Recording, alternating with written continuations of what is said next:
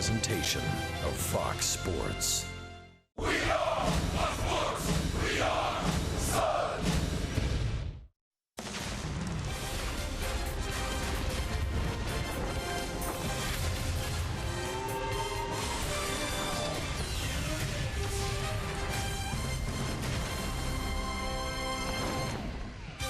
We welcome you to a Kids Sunday and a family fun day at Tropicana Field on this holiday 4th of July weekend. It is a Sunday for Rays baseball as they try and take on and defeat the Tigers for the first time in this 4-game series. Detroit has won the first 3. They have played 81 games. They're already at the midway point. The Rays approaching game 81 today with Chris Archer on the mound against Mike Pelfrey. A lot of kids in attendance for this Sunday afternoon baseball game. Todd Callis with the rest of Estrada, as we like to do each and every Sunday. We like to teach kids about the game of baseball. And today it's one of the basics of the game. It is. Just real quick, a shout out to our very own Spanish radio voice, Enrique Olu, who won the coveted Alexis Arguello Award in Nicaragua. I wanted to send him out some love. He's great, and he's a great slugger. You know what? I tell you, when you hit, the main thing for me is the elbows and the line up the hands. And Derek Shelton is going to show you how important it is to have those hands lined up so you don't box out this way. Keep your elbows down. Check it out. Today we're going to talk about something that's very vital, probably the most important thing for young kids, especially as we get into kids that just start hitting 7, 8, 9 years old, and that's the grip. The one thing you're going to find out when most kids grab the bat is they want to grab the bat really tight in their hands. This simple thing can cause the swing to break down. So what we're going to talk about is just making sure that the grip stays very loose in your hands. The old adage is to line your knuckles up, and some of the even batting gloves now have the knuckles that line up. But the one thing we really want to focus on is being loose in your hands. Because if we can start and we have that nice loose grip, then we can create whip right from the get-go of the swing. If we start out very tight, then it's hard to see. One thing for parents and coaches to watch from is when you're watching from the front, if you see the hands like this and you can see the front part of this hand facing you, then the grip is too tight. So what we want to do is we want to make sure it stays nice and loose so you can almost see the fingertips or the fingernail. So when we set up, we can start that nice loose swing. So all we're looking for is a nice loose grip, and it'll tighten up as the swing comes through. Getting ready for baseball on a Sunday. Rays and the Tigers. Couple of right-handers. Mike Pelfrey for Detroit. Chris Archer for the Rays. We'll have all the action in just over 7 minutes with Wayne Stats and Brian Anderson. Stay with us right here on Fox Sports Sun.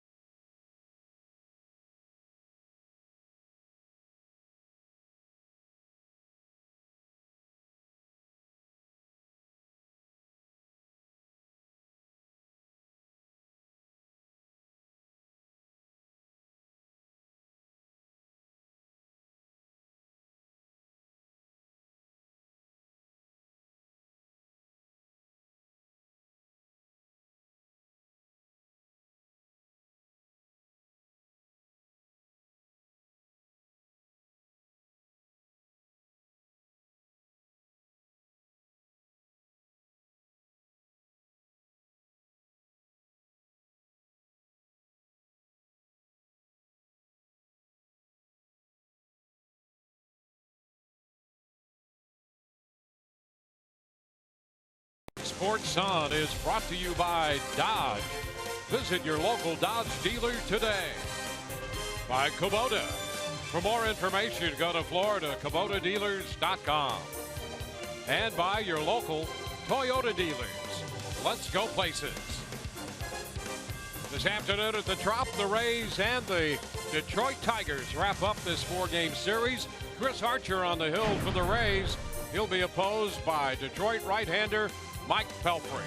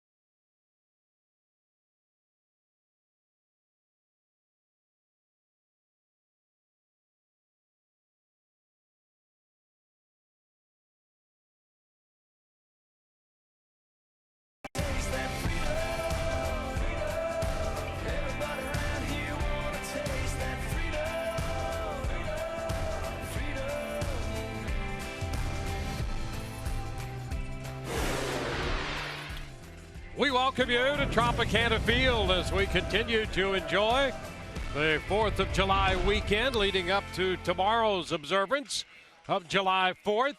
Today the Rays home against the Detroit Tigers, and it will be the right-hander Chris Archer heading to the mound, looking for his 5th win of the year, trying to snap a personal 4-game losing streak. He'll be facing the Detroit Tigers, and here is the Detroit lineup, presented by your Southern Ford dealers. Ian Kinsler will lead it off, followed by Jose Iglesias and Miguel Cabrera at first base. The DH, Victor Martinez. Nick Castellanos is at third, followed by Justin Upton in left field hitting 6th. The right fielder, Stephen Moya. James McCann will do the catching. Andrew Romine will hit 9th, and he'll play center field. And for Chris Archer, this becomes a revenge start, making his 18th start on the season. And it was a Sunday getaway day up in Detroit when he last faced this Tiger ball club. That was on May the 22nd. He went 3 innings, gave up 8 hits and 6 earned runs in taking that loss. So those are the kind of games that you log away. You go back, you look at the video. What could I do better? What do I need to change in my approach against this team? And you take it to him here this afternoon. At least that's the theory. Tigers won that game 9-4, and that was the shortest outing of the year for Chris Archer. And so here we go. Ian Kinsler stepping in. Chris 1-2 in his career against Detroit. It covers 5 starts and 0-1 here at the Trop. First pitch of this game is a fastball, and it's in there for a strike call. Kinsler starts the day with 15 home runs. He hit one yesterday. We talked about him a little bit in the pregame show, and you know his numbers, his line that we just saw right there. That's middle of the order type of line. 15 home runs, 50 driven in, a .291 average. 1-2. There's a slider. Here's that home run last night. Just a hanging breaking ball that stayed out over the plate. Ian Kinsler has a severe uppercut swing, and those hangers like that, they tend to get turned around. I will say this, though. The Rays have actually pitched Ian Kinsler pretty tough this season. That's the only home run that he has off the Rays staff, and just 5 hits and 25 at-bats.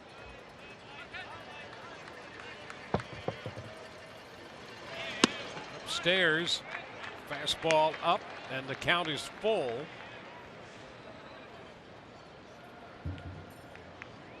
One thing about Kinsler, he does see a lot of pitches to be as aggressive as he can be with the power, and he draws the walk. Let's take a look at that Rays defense and see how it's going to line up. Brought to you by Gold and Diamond Source. And in the outfield left to right, we have Nick Franklin, Brandon Geyer, and Steven Souza Jr. Cross that infield third to first, Evan Longoria, Brad Miller, Logan Forsythe, and Logan Morrison. Kurt Casale behind the plate.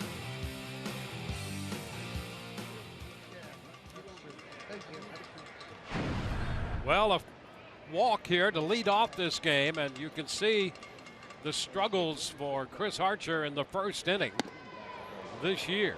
And he misses to Iglesias on the first pitch, 1-0, and that has been a stumbling block for him. Well, that 42 that went up there is the number of base runners coming into this start that he's had in his first innings. And that's just, well, 17 first innings. That's far too many base runners, and already one here on a walk. It's been the command that has done Chris Archer in. Comes in with a good game plan. All the Rays pitchers do that. But first inning struggles have been absolutely linked, first and foremost, to lack of command coming in, and we see it here again this afternoon.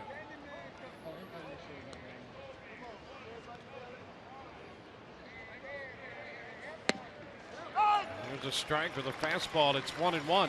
Has to be frustrating because it's not something that has not been addressed from start to start. The Rays have talked with him about maybe altering his approach a little bit. In fact, maybe even throwing a couple more sliders early. But he's missing with a fastball again today. Up.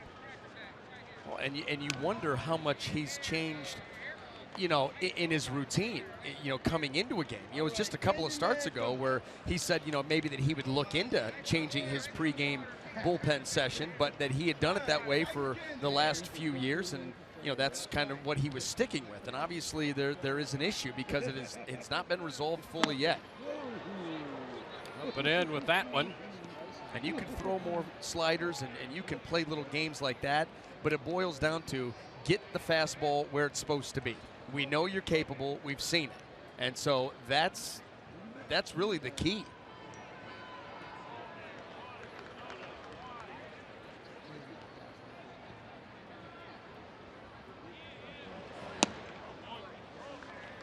And he misses with a slider there, and it's 3-1 now to the second hitter.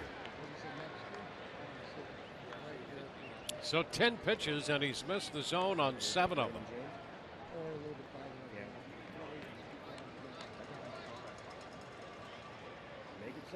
There goes Kinsler, and a bunt third base side. That's going to go foul. Longoria let it roll foul and picked it up immediately. How about that for some aggressiveness by the Detroit Tigers? A little bunt and run.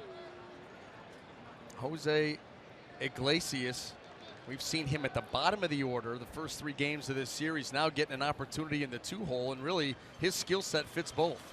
Interesting to see a team with 107 home runs, 5th in the league, 5th in runs scored, 4th in slugging percentage, still put on a bunt and run.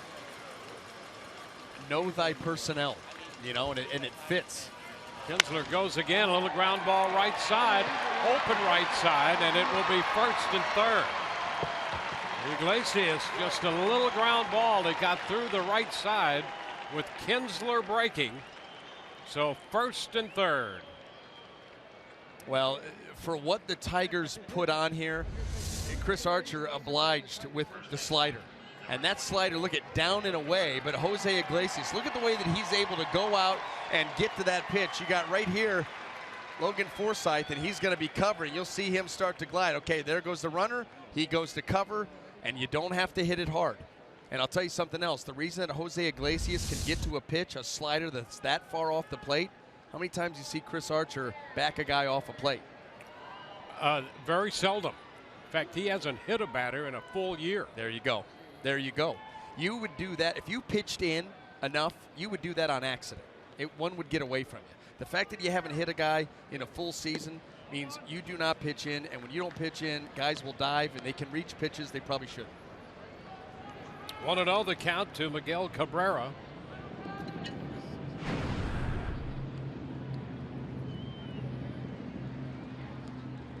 You're not talking about head hunting either. You're talking about establishing part of the plate as your own. Yeah, it's tough to pitch to 2/3 of a plate.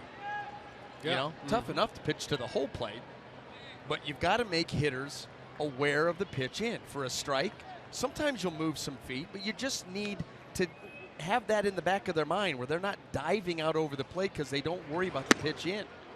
See, that's fine. You know, just let Miguel Cabrera know you're going to pitch in so he's not as apt to dive.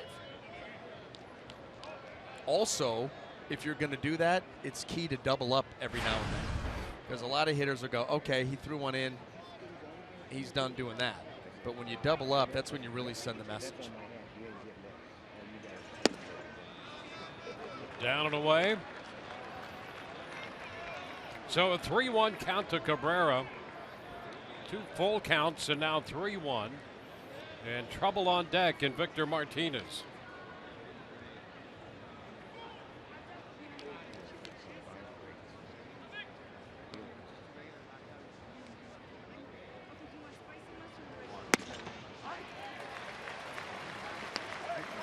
Three and two.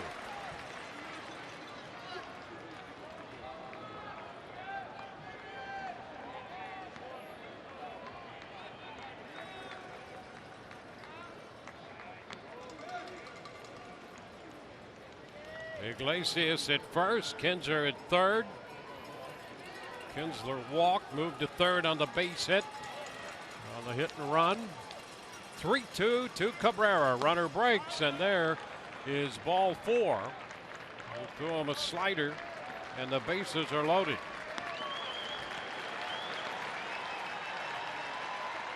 First 3 men on, and Victor Martinez approaches the plate.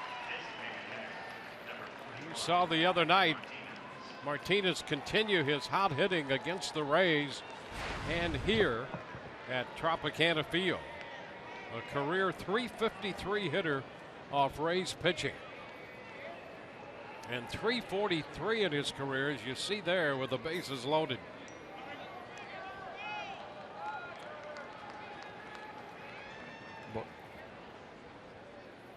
You're thinking right now, if you're Chris Archer, you need a ball on the ground. Quality pitch, a ball on the ground. That's a good start. Well, he gets the strike up and away. And if you can show Hunter Wendelstedt that you're consistent around the zone, you might pick up a call or two like that. Could be a borderline call. He'll give you that.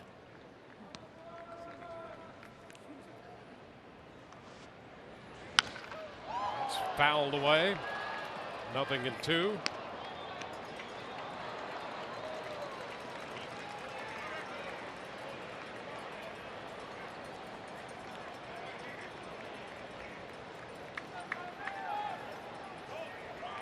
Trouble in the first, and that has been the rule for Archer this year in his starts.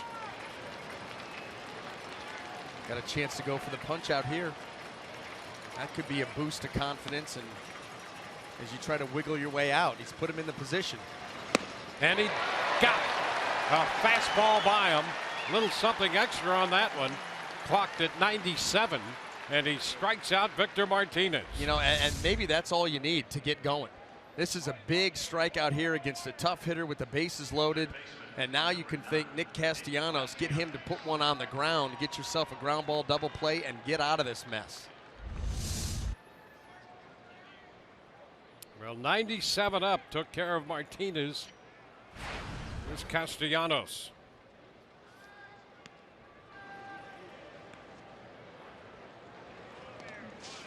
Low and outside, nice stop there by Casali. Boy, that almost sounded like it hit him right in his throwing hand.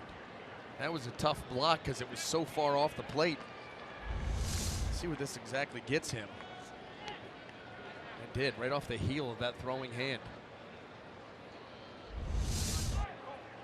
Using any and everything at his disposal to stay in front of that pitch. Out of play, a foul ball, 1-1.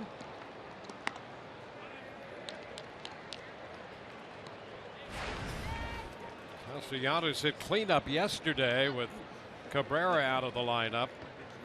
Had a couple of hits, including a double, single, and a walk in the game Friday.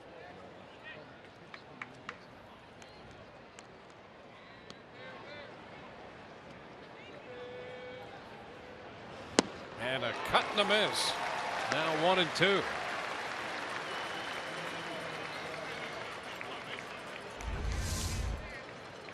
Good slider here. Starts it at the knees. Takes it just off the edge. Got a chance to go for another strikeout here. Boy, that's such a great pitch. Yeah. Starts as a strike, ends out of the zone, gets a swing and a miss.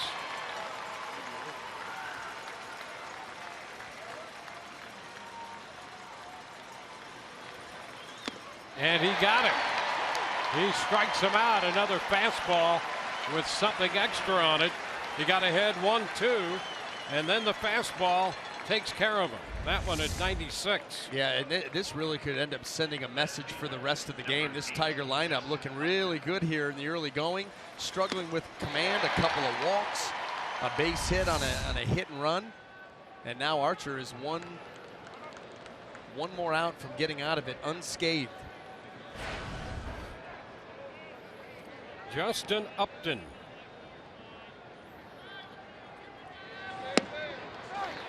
Fastball, a strike on the outside corner.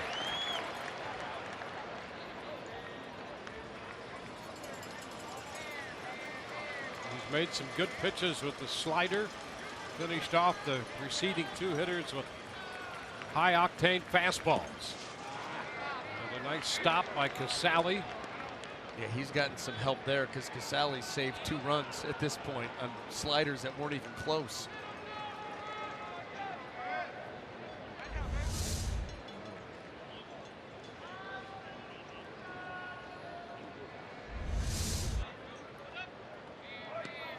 A 1-1 count to Upton. And a cut and a miss. So he's ahead. 1-2. Tell you what, these swings from the last 3 Detroit hitters look slow. I mean, that's a slider that he's laid on.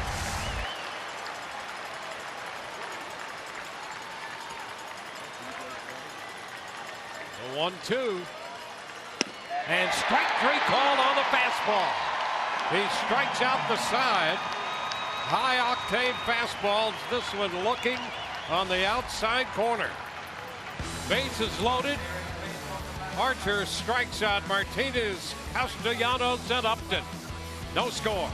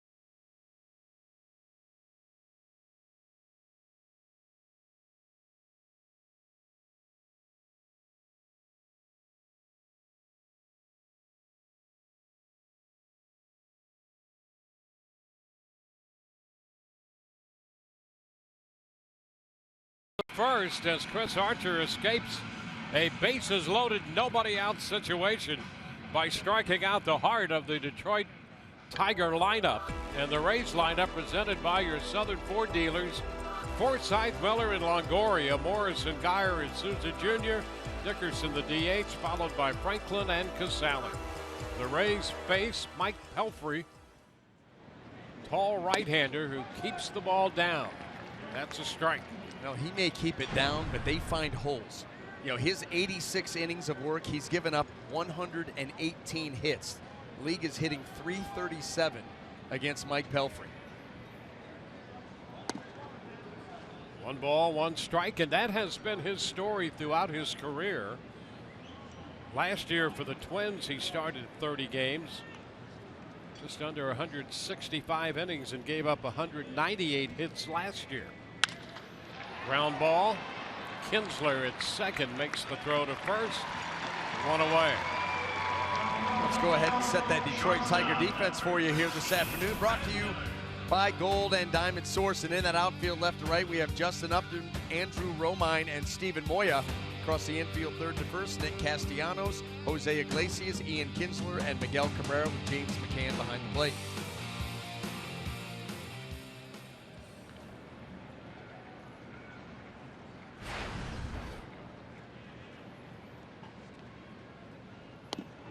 Brad Miller takes the ball.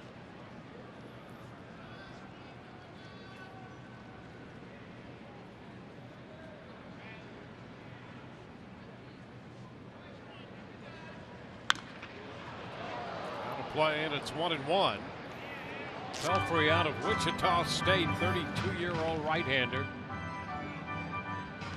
6'7", 240 pounds.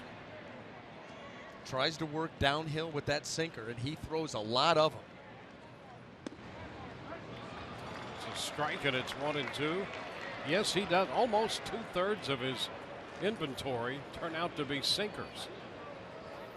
And it goes up when he falls behind. I mean, when you're up in the count as a hitter, 2-1, you're going to get that pitch even more than that. And that's a nice front door call right there. Yep. If you can do that, that's where you'll make it difficult on these left-handed hitters, because they're looking for that sinker down and away, something that if you leave out over the plate, they can hit hard. If not, they hit the other way. But boy, if you can do this, little comeback action right there at the thighs. Yeah, what a great shot that is to see that pitch actually come back like that. You actually see the hitter giving up on it. You know, the body starts to contort itself in a way you know he's not swinging, and uh-oh. Late movement. Longoria lines it into right. That's going to stay up. Moya makes the catch to retire the Rays. 1, 2, 3. We go to the second, scoreless.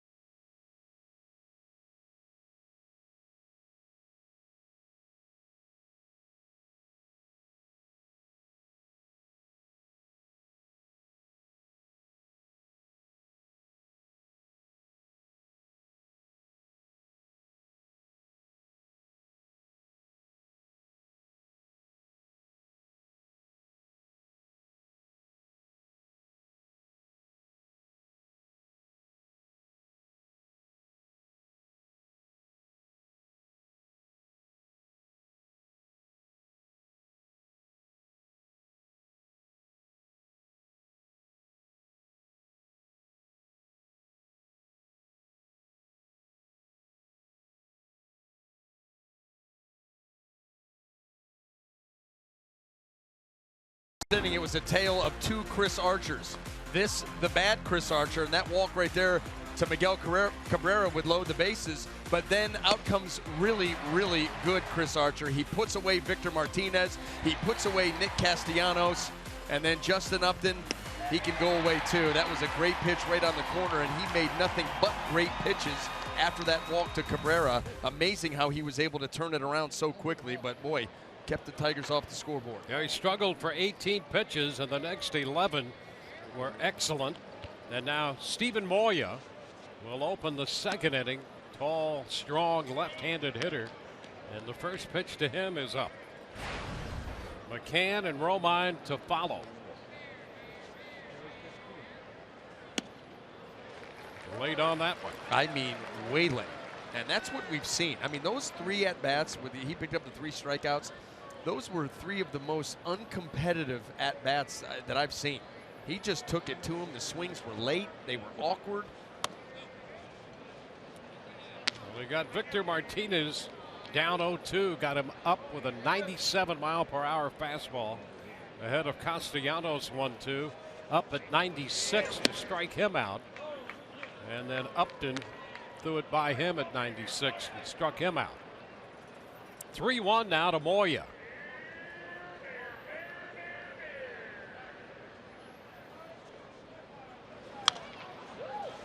Now the play. So the count is full.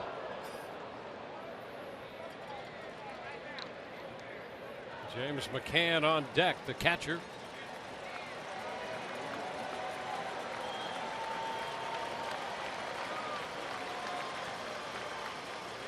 And he strikes him out. 3-2 slider.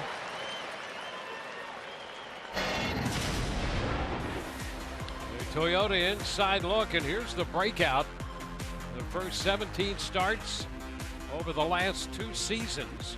9-5 a year ago, first 17 with a 231. And this year, 4-11 with a 476. Well, when you look at the ERA, I mean, it's more than double. Look at the batting average against, look at the number of walks, look at the long ball. You know, this year his home run rate, the worst of his career. His walk rate is the worst since 2012. And all of that speaks to lack of command. James McCann takes a ball, fastball missing.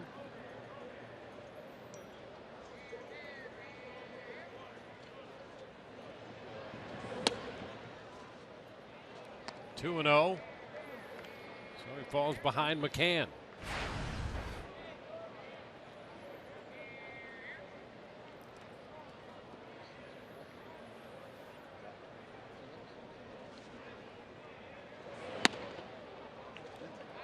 Up with this one.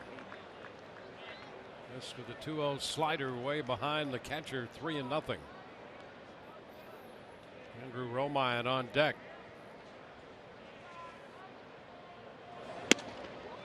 And ball 4. We'll go back into the stretch. A 4-pitch walk. Boy, you don't usually see this. You know, I mean, the first 3 hitters just all over the place, not a real good feel. All of a sudden, lock it in, punch out Moya, and then lose Romine here at the bottom of the order on 4 straight pitches, none of which was particularly close. Andrew Romine now with the man on. Too low.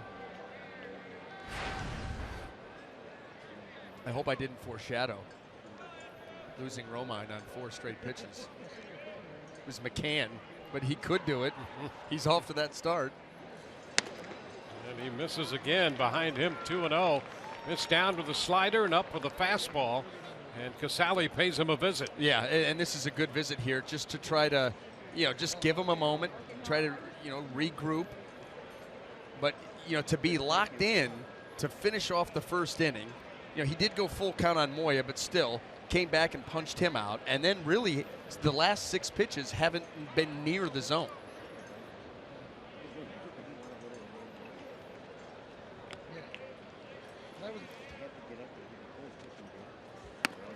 And he finds the strike zone. Romine takes the fastball for a strike.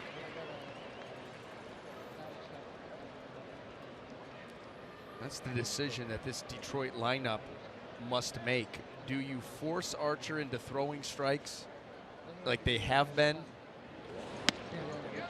And that's it's potentially very rewarding, but at the same time, if you start handing him strikes, now he can put you away. Yep. So it's a fine line that you walk. Kinsler on deck, 3-1 to Andrew Romine.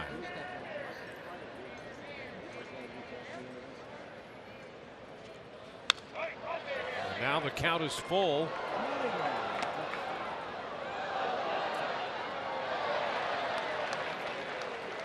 When you break down his home and road, Archer only 1-6 at home, but he's pitched better at home. A 3 ERA here and over 6.5 on the road. Now 3-2, and he strikes out Romine. You know, that again, the swing awkward, swung at ball 4. That was a slider that just stayed off the plate. And watch the swing, just kind of like, maybe I should. That's not going to do anything. If you do make contact, able to entice another swing and a miss, another punch out. Well, 5 outs, 5 strikeouts. The 3 in the first inning on fastballs. He got Moy on a slider, Romine on a slider here in the second. Faces Ian Kinsler again. And that pitch pretty close on a slider, but it's a ball.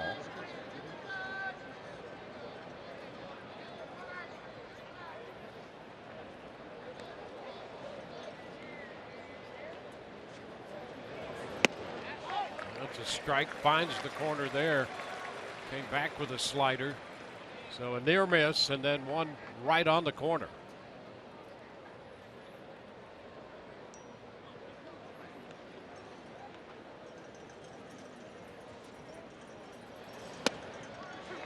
In with a strike. Again on the corner. That one a fastball away in the mid-90s. 48 pitches already, 24 strikes, 24 balls.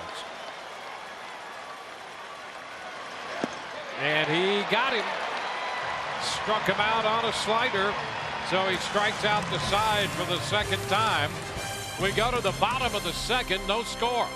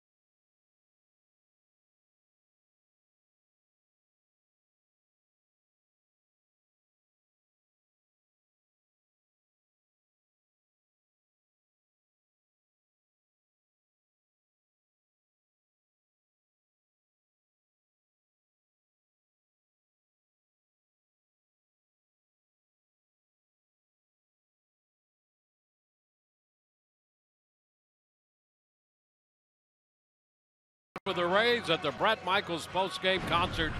That will be Saturday, July 16th. Circle the date. After the Rays take on the Orioles, it'll be nothing but a good time, so don't miss out. For tickets to the game. And to purchase Concert Field Access wristbands, call 888-FAN-RAYS or visit RaysBaseball.com today. Dwayne, that was pretty savvy of you to mix in the "it'll be nothing but a good time." Like you mixed in a lyric and selling that concert. Here's Logan Morrison, a high fly ball to left, caught by Upton. That's an anthem, if you will. I think we're both excited by that. Probably going to stick around and watch that concert. Yeah, it's going to be Bret Michaels, but you're going to hear a lot of Poison. Look what the cat dragged in. Yeah. Lots of good stuff. Yeah. I'll be here for that. I can't wait to share that experience with you. Yes. It's going to be great. Yes. Me, you, and the Blantons will be here. All right. Yeah, I like that. Will be a good time. Brandon Guyer takes the pitch inside. 1-0. Blantons might be the warm-up group. Yeah. Yeah. Yeah. There's a bunt, a good one. Guyer's going to beat this one out, no play. So Brandon Guyer bunts his way aboard, and the Rays get their first base runner. Well played, and we've seen the Rays doing a lot more of that. Some attempts, we've seen Desmond Jennings get a couple of down, but you look back, you see Castellanos playing back, and you know if I can deaden the ball, there is no play to be made. And a great job by Brandon Guyer. Yeah, and I like this addition to the Rays offense. You know, for a long time they were, let's swing a bat and hit a home run, kind of a one-dimensional offense, and this gives them something else. I think the more they can mix it up, the better off they're going to be. Gives the defense more to think about. Like you said, it gives them more opportunities. They can use that to move runners. They can use it to create runners. Here's Steven Souza Jr. Fouls it back. Well, you'd like to see that because here are the Rays, for an example. They're 4th in the league in home runs. They're last in the league in runs scored. You know why? Because they're 14th in the league in on-base percentage. So if you can get some runners ahead of that power, now maybe you'll hit a 2 or 3 run home run. Yeah, a lot of the big numbers going against the Rays offense. Then you start to look at, you know, the numbers, runners in scoring position. Average, not good, right at the bottom of the league. Opportunities with runners in scoring position at the bottom of the league. So you combine all of that, you're right. It's no wonder you're scoring fewer runs than anybody else. But you can add in some stuff like that, get more opportunities, more runs. In theory. Strike the count to Souza Jr. And the pitch inside. 1-1.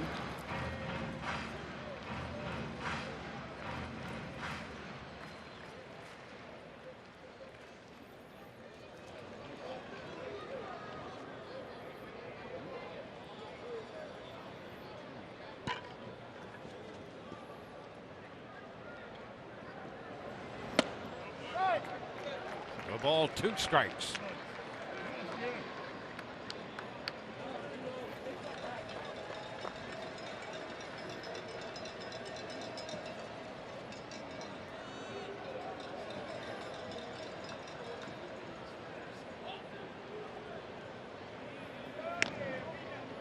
Already back on the bag. Guyer over there. Posing his way on. Opposing base stealers 8 out of 9 against Mike Pelfrey. Paying close attention. And again over there. And that's not even a very big lead. It's a nice lead. It's not a huge lead. You can measure that here. You watch a guy take a lead here at Tropicana Field. If that left foot gets out to the cut, gets out in here with the left foot, then that's a pretty big lead. You can see right now with Brandon Guyer, it's the right foot. It's a strike on the outside edge, just picking up the corner. And Souza is caught looking. Well, today's Cold Hard Facts brought to you by Clean Chris Coors Light. This is game number 81 for the Rays. And let's take a look at where they are essentially halfway through the season. Runs per game, 4.06. Last, home runs, 4th. And then the ERA, the bullpen has really suffered recently and ballooned that ERA to 4.71, 14th. Who wakes up on a Sunday morning and builds that graphic? Well, that's a guy who may need to lay on someone's couch, talk about it. That's a pretty crummy graphic for a Sunday morning in the AM. It's not a good way to start the day. Those are ugly numbers. Well, they're dedicated professionals that surge right ahead in the face of such numbers. Dickerson fouls this one, strike one. Like the picture you paint. Surge ahead. Put your head down and get through it. That's what they do. It'll be tough to work in the truck. It's tough to eat with them. Can't imagine down being taken into their, go on the road and visit their building. Very demanding bunch. That would explain the Indiana Jones bullwhip when you open that door. One strike pitch to Dickerson. Foul ball, and now he's down to Pelfrey. 0-2.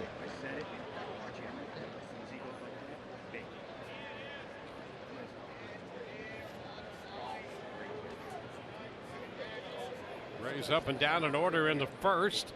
Geyer reaching on a bunt single with one out in the second. He's at first with two gone.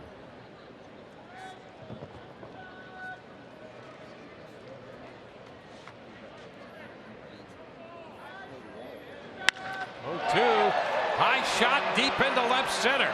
Upton will go to the track for this one, have room, and make the catch. Retiring the Rays. They leave a man. We're through two, scoreless.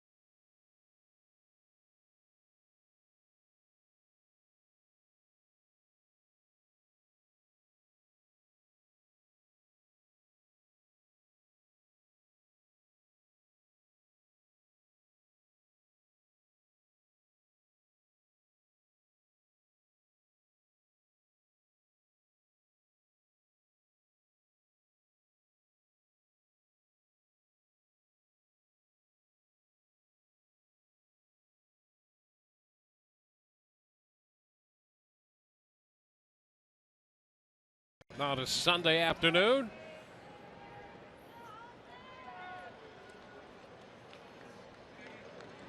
You can't beat a day game Sunday here with the kids. Jose Iglesias will open the third. Archer's first pitch is up to him. Well, Archer with 6 strikeouts, 3 walks, and a hit allowed in the first 2 innings. Iglesias chases the slider, and it's 1-1.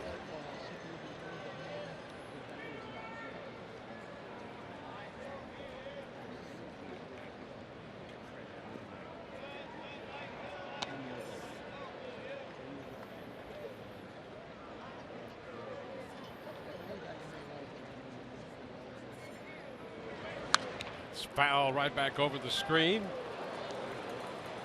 1-2. So Archer ahead of the Tigers shortstop. Miguel Cabrera on deck. Tigers start the day running third in the AL Central, 6.5 back. Ground ball right side, and this time Forsythe is there for it. Throws out Iglesias, one away.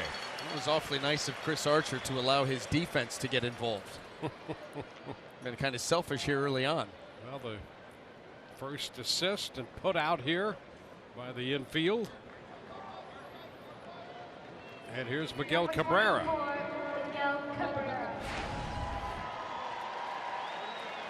Cabrera walked in the first. That loaded the bases with nobody out at the time.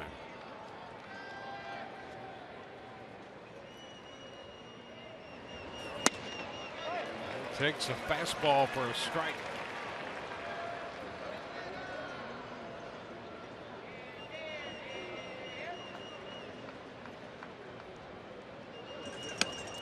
Way up this time.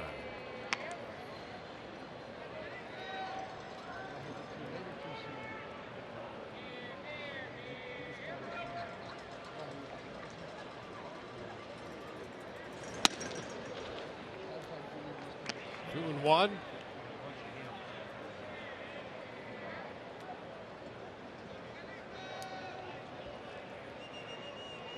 Cabrera with a home run in his career against Archer, and that came in the game back in May up in Detroit. He checked on the pitch, and the count goes to 3-1. Who asked quicker, Casali or Cabrera? And Cabrera got him. Well, Cabrera's trying to get the appeal before the call at the plate is made. That's the only way that makes any sense. Yeah. Full count now.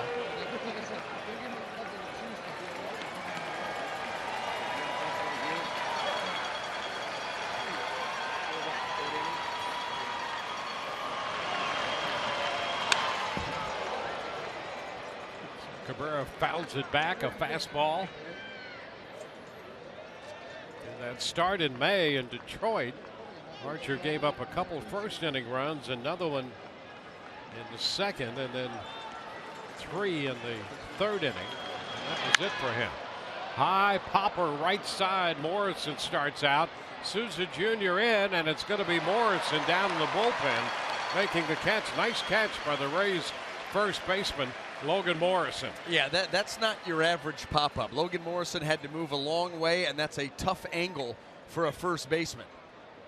So he's making an over-the-shoulder, over-the-head, backhanded catch here. That's not as easy as it looks, I promise you. Awkward angle with the mid and over the shoulder, and looking up into the ceiling of the top here of Tropicana Field. 2 outs, bases empty. Here's Victor Martinez. And a strike. Pitch a little wide, but that's, if you're around there, you can get that call sometimes from Hunter Wendelstedt, and Archer did that time. 0-2.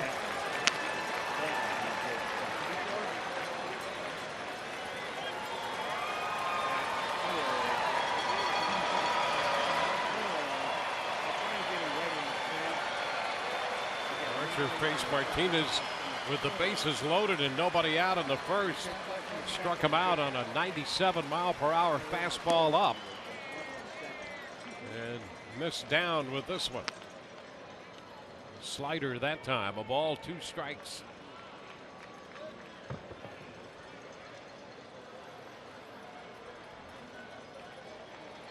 Martinez 1 for 4 in yesterday's game after the 6 RBI night Friday. Hits this one a long way back into deep right center. Geyer will go back, and he's there to make the catch. Geyer cutting back to his left, And he got there about a step from the wall to haul it in. What a grab by Geyer. Martinez hit it a long way. And Geyer ran a long way to catch it. What a star by that one as Geyer makes the grab for the third out. Through 2.5, no score.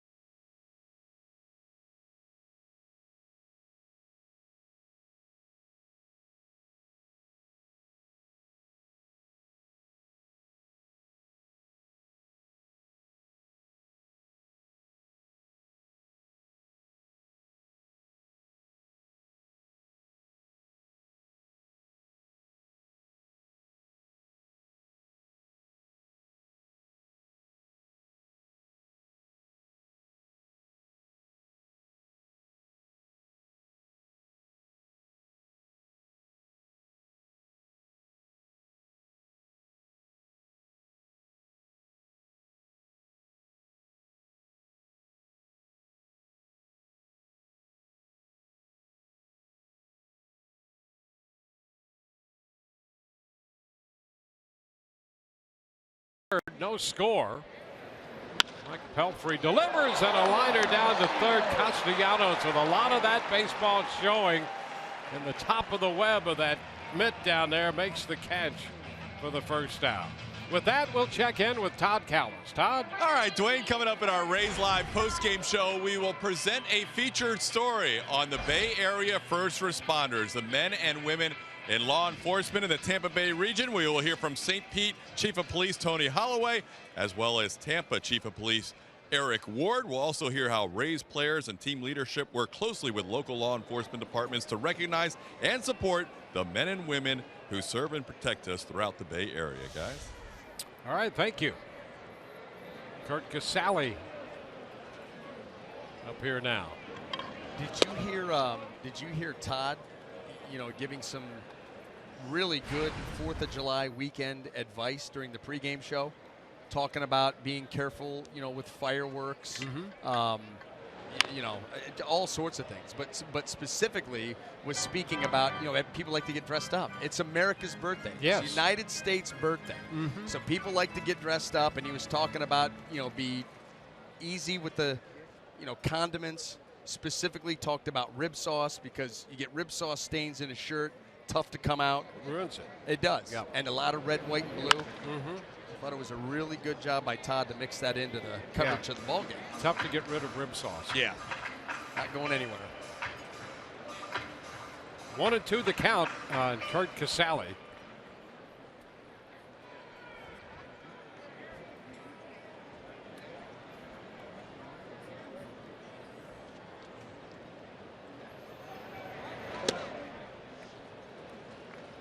Two balls, 2 strikes.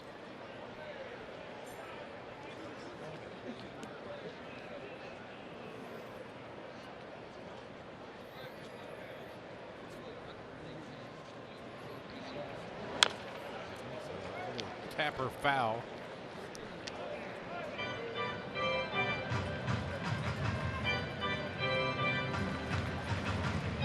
Franklin line to third. Casali up here with Logan Forsythe on deck.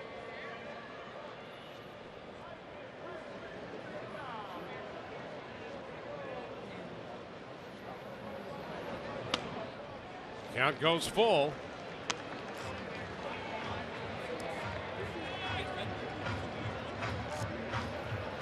Rays facing Mike Pelfrey. Pelfrey originally came up with the Mets, and then a stint with the Twins, and now the Tigers. And a one-hopper grab backhanded by Kinsler in the throw to first. That was a shot by Pelfrey, and Kinsler made the pickup backhanded. Ian Kinsler having a tremendous year at the plate, but how about this play? Boy, a tough line drive, and he's going down with that backhand, trying to get some sort of an angle, some sort of a hop. And he does a great job of getting that, getting right to his feet. A little flip throw right there. It's a nice play. Tell you what, the good ones, they make it look easy. Smooth. Logan Forsythe takes it low, 1 ball, no strikes.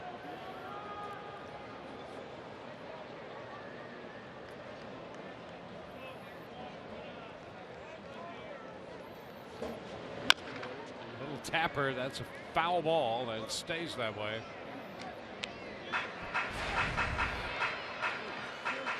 Forsythe grounded out his first time against Pelfrey. And normally speaking, that's what he does. He throws a lot of ground balls, Pelfrey. And really, we've seen a changeup or two, and that's been about it. I mean, it's heavy with the sinker, and that's by design. A little tap, that's going to be fair. Pelfrey barehands it, and the throw is late. So a base hit. Well, you don't always have to hit it far to get a base hit. The Rays have a bunt single and that little ground ball that got about a third to a half the way down the line. And that's the swinging bunt. You had the traditional bunt, now a swinging bunt. That was off of a changeup, and he just topped it. But Logan Forsythe getting out of the box. Pelfrey making an effort, but no chance. Cabrera coming off the bag to make that catch.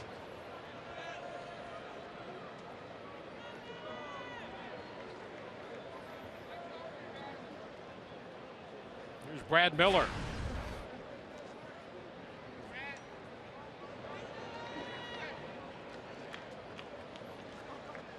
Miller was called out on strikes his first time on a pitch end that came back. Takes ball 1.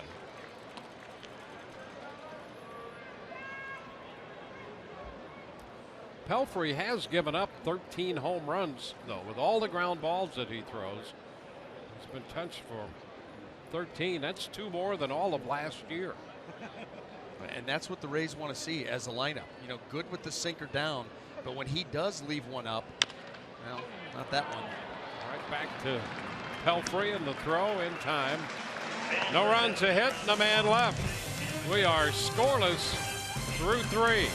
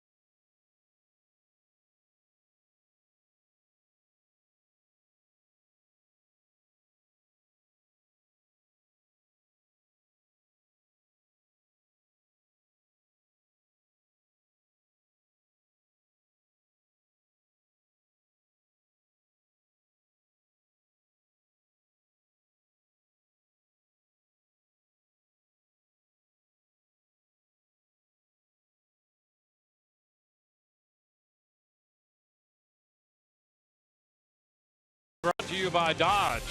Visit your local Dodge dealer today. By Geico, 15 minutes could save you 15% or more on car insurance. And by your Southern Chevy dealers.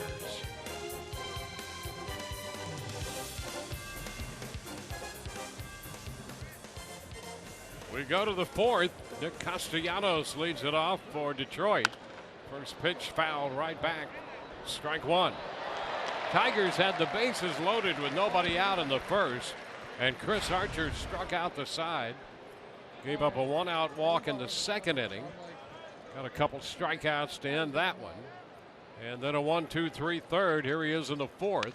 Castellanos fouls it back, and it's an 0-2 count. So 6 strikeouts for Archer. 3 walks and 1 hit allowed through the front 3. He made 64 pitches through 3. And 2 here, both strikes to Castellanos. A ball, 2 strikes. You'd like to have him, quick inning, keep that pitch count so that you can get deeper into games. He certainly has the stuff.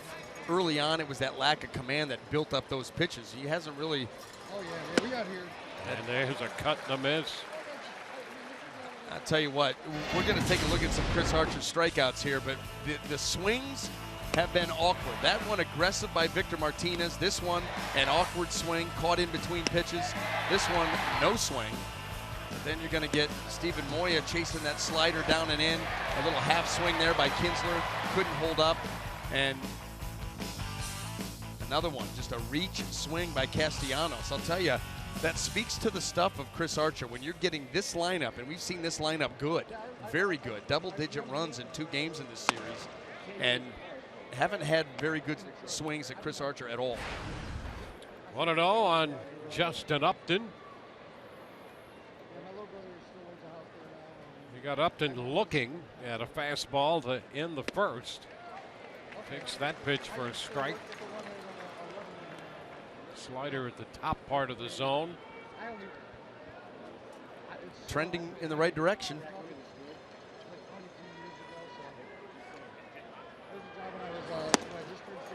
By him. 1-2. And he was late on a slider in his first at bat. That heater right there, that swing against that pitch, and you say to yourself, you just can't envision him ever catching up to that pitch. As long as it's up there. And up just a little bit with the slider, and it's 2-2.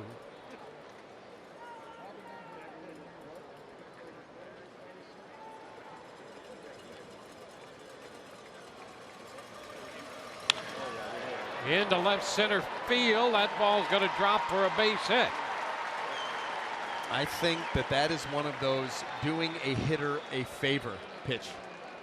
You go back to that fastball to get to strike 2, and there was just no chance. And then you give him a slider here that backs up, more of a slider bat speed guy we've seen in this series. And that plays right in to his swing. And that's about the only pitch that Justin Upton was going to be able to hurt Chris Archer on. Trust that heater because it's been good today. Steven Moya.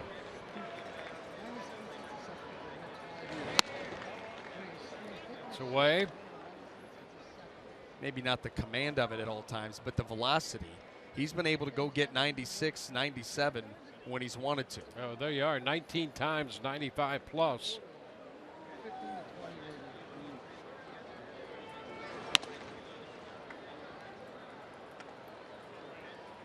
2-0 to Moya. These 2 fastballs have been in the neighborhood of 93.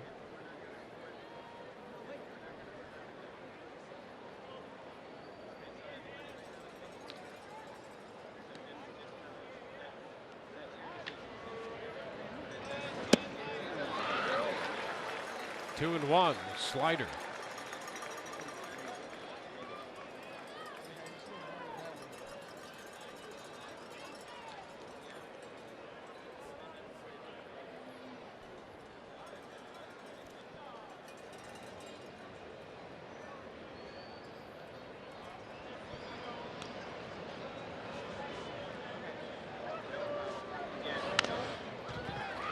Came with another slider. He got a little bit of that one to foul it.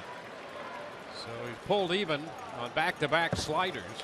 Tamoya struck him out with that pitch on a 3-2 count in the second inning. And you could probably go down and in there again. You could also go up with the fastball. It's what do you feel most comfortable with?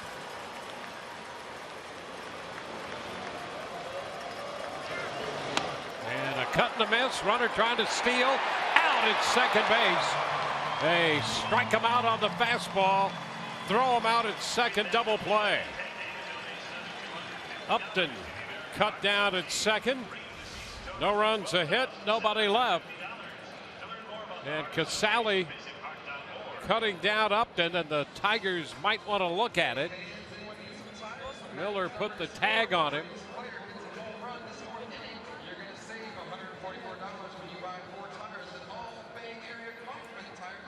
And they're not going to challenge it. So the call is a strike him out, throw him out, double play.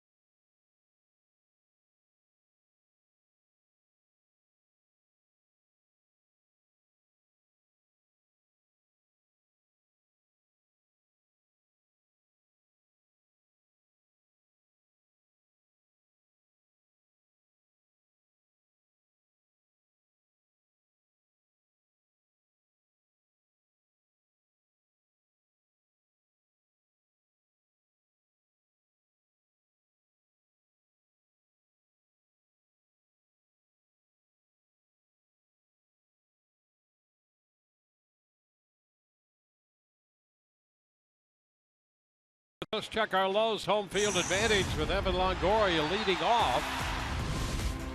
Evan among American League third basemen, fifth in average, tied for third in home runs, up there in RBIs, third in extra base hits and slugging percentage. You think that might be good enough to get him to the All-Star game? One strike the count. You figure Manny Machado and Josh Donaldson, Evan Longoria. What's wrong with that trio? How about Beltre too? Well, there's some good ones in this league. And you saw the numbers on Evan, and you know, second in fielding percentage for third baseman, behind Adrian Beltre. Mm-hmm. But he is certainly deserving. Down to third, Castellanos with a strike across the diamond. Evan 0 for 2 in the first out in the fourth.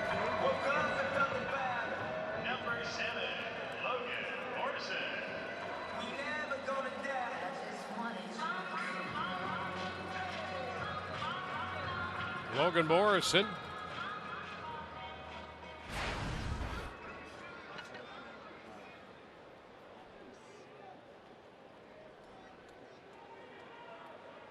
Logan 0 for 1. Rays have 2 hits. Geyer's bunt single. An infield hit by Logan Forsythe.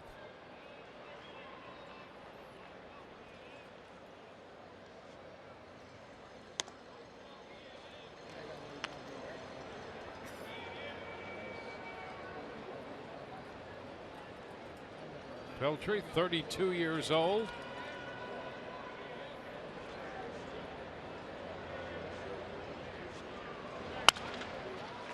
Number down to the left side.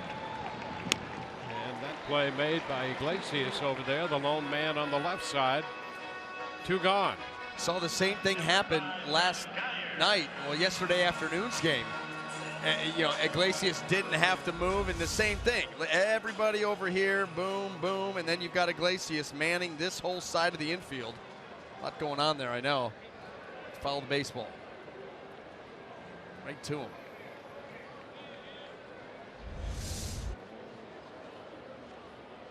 There's Brandon Guyer. Is down.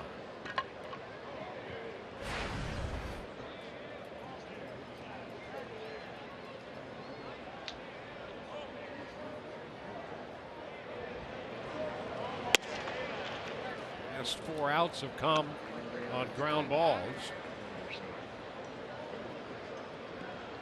Belfry approaching 52% in his ground ball rate.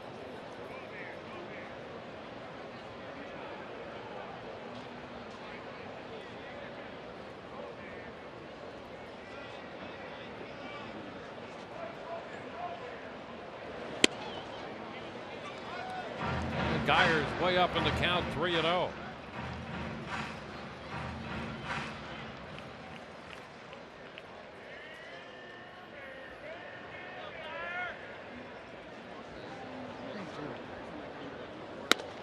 And he's on again.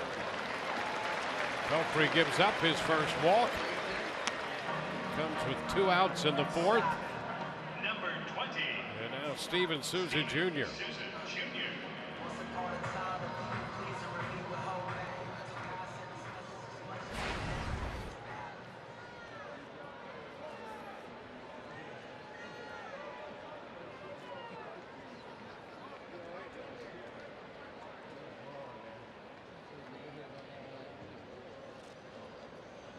Belfry started the year 0-5 with 5 no decisions through his first 10 starts. Last 4 decisions, he's gone 2-2.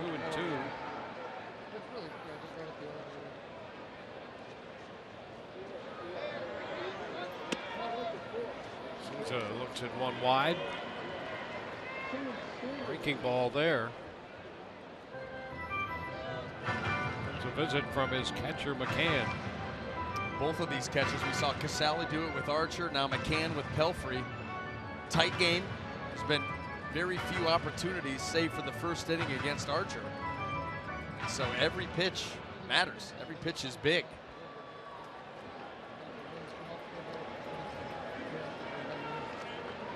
Pelfrey went through April and May without a win, beat the White Sox on June the 4th. Gave up a couple runs in 6 innings. It's a strike call to Souza. Lost to the Yankees and the White Sox on the road. Got off the hook against Seattle when he gave up 6 runs, 12 hits in 5 innings. Had a no decision.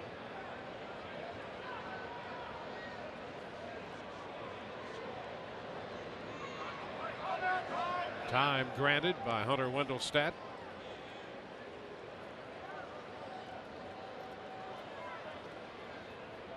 So the Rays, through the early stages of this game, 2 outs into the 4th, have garnered 3 base runners on the 2 infield hits and a walk.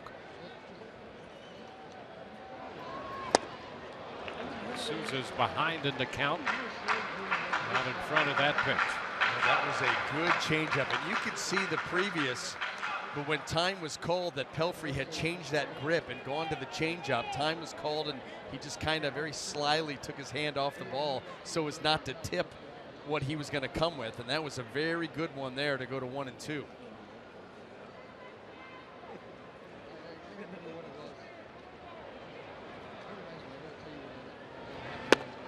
And that is a strike. Souza tried to check. He's out. And the Rays are finished in the 4th. Scoreless.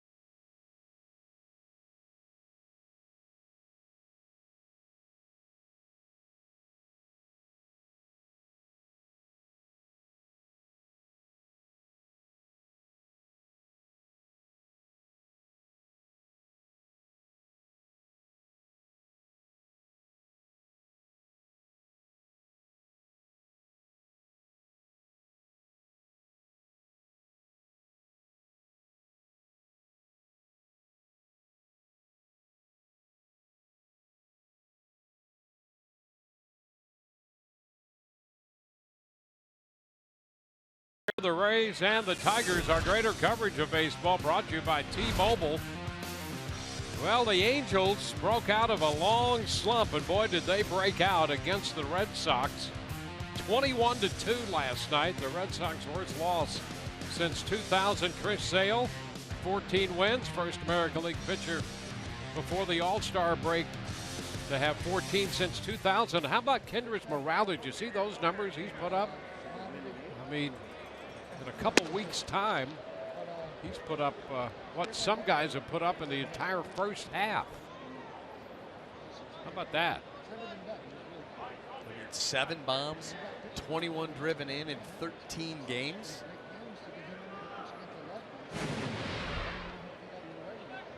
A ball, no strikes to James McCann. It's on the corner. 1-1.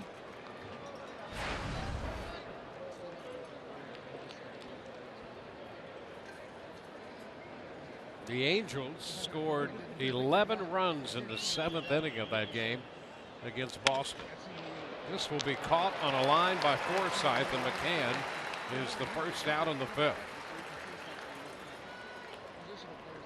Well, after loading the bases with nobody out in the 1st, Archer has managed to retire the leadoff man in each of the next 4 innings. That's a big step in the right direction.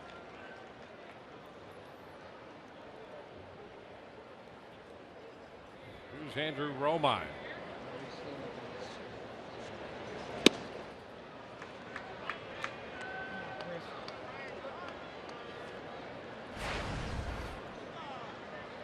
Romine getting the start today. He started in that game against Archer in Detroit and got a triple off Archer to drive in a run. Struck out his first time and is up in the count 2-0 this time.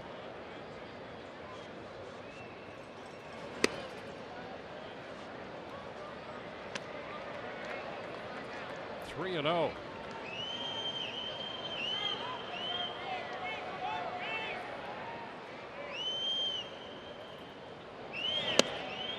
That's a strike. Some of those pitches look pretty good on Fox track.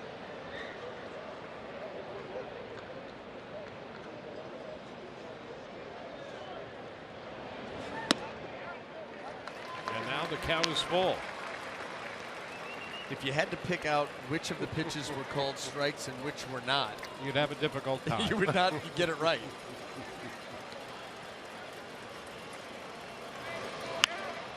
It's fouled back.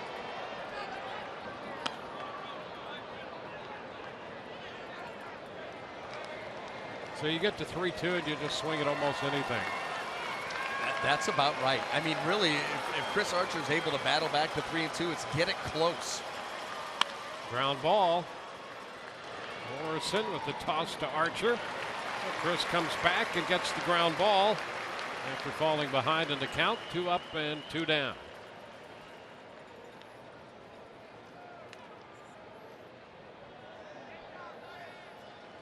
Base is empty for the top of the order, Ian Kinsler.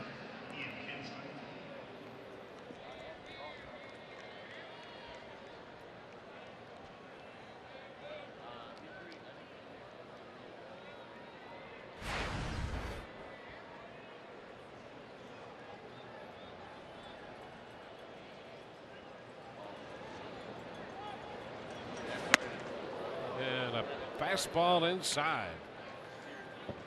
1-0. Now here's the thing. That's not what Archer wanted to do, but Ian Kinsler doesn't know that. You know, so it serves a purpose. Comes back with a strike.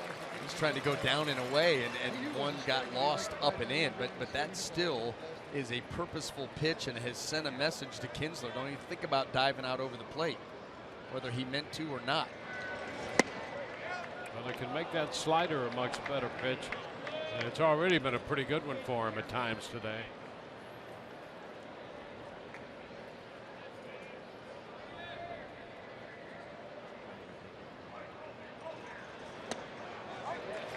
And he gets the strike off the slider. 2-2.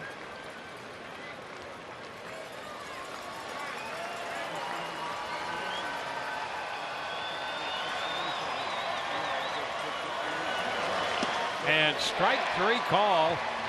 Came right back on a slider to get him looking. No score.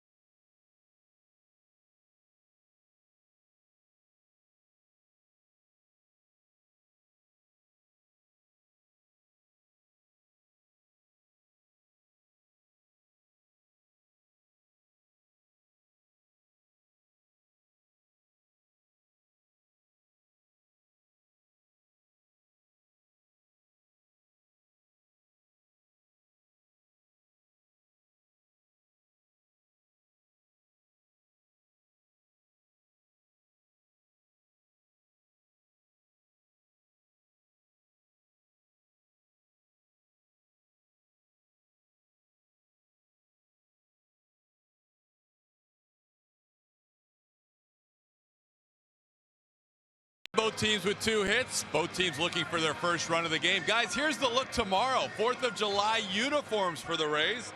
You got the red, white, and blue right here. And these hats will be worn as well. So it'll be a little different look for the Rays as they wear their 4th of July unis tomorrow.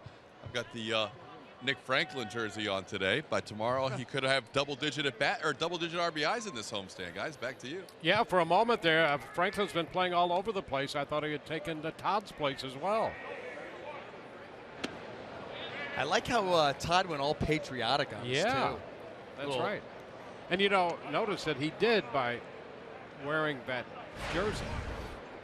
Stayed with the theme. Yep. Founding father, Ben Franklin. He's got the Franklin jersey on. Todd doesn't miss a trick. He doesn't. He doesn't. The ground ball to the right side. Kinsler up with it. Dickerson is out for the 2nd time today. 0 for 2 and the first out in the 5th.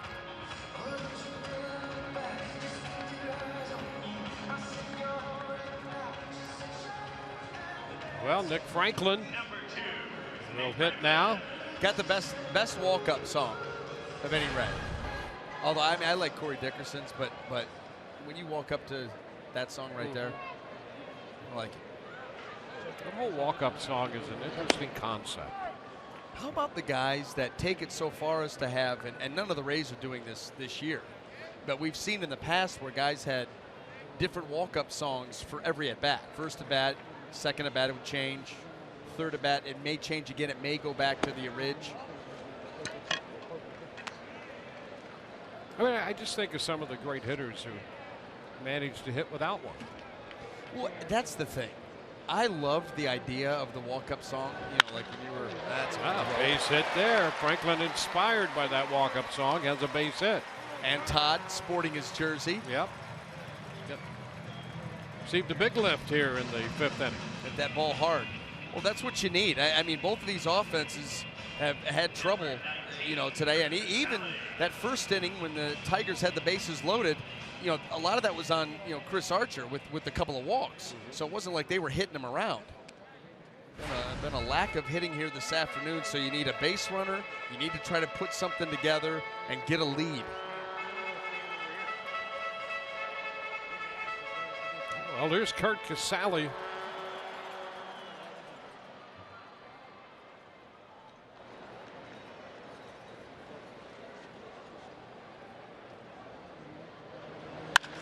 There's a base hit up the right side, into the corner, a chance to score Franklin. Yeah. He's hitting third.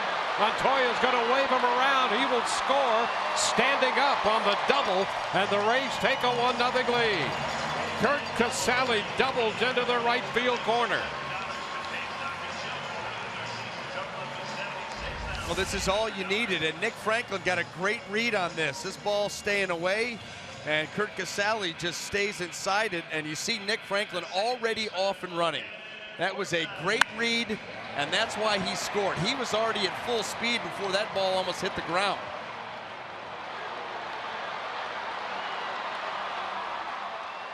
Nice little jaunt around the bases there. And there's your lead. All inspired by Todd Kalas at the beginning of this inning. Now Logan Forsythe with Casali at second base. Ground ball headed to short. Throw to first in time, and Casali goes to third. Jose Iglesias was going for the double play turn now. Yes, he was. He went and almost was going to shovel that ball to Ian Kinsler, not realizing that Casali was on second. Now watch this. Nobody's on first. I guess they're just working on this. Go ahead. No. Think twice. Kinsler telling him to stand down. Yeah, and if he goes 6-4-3, Forsythe might have a chance to beat it out. 6-3, no chance. So now Casali's at third with two gone. Brad Miller.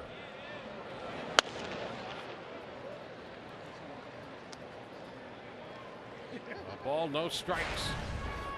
So Casali, who doubled in the run, now at third. He's hit the ball hard twice in this game.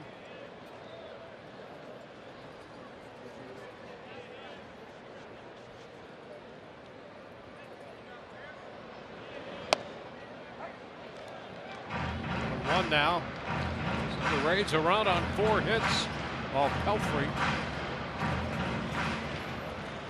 The double for Casali, his 7th of the year.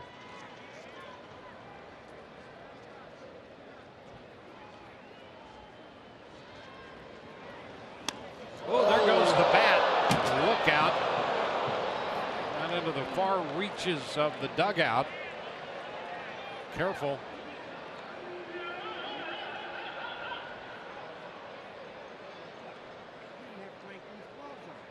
Tim Beckham says, I got it if you need it later.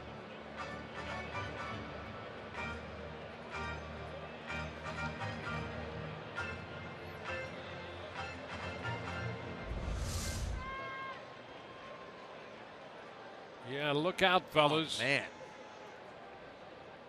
He got popped pretty good. Back of that right leg.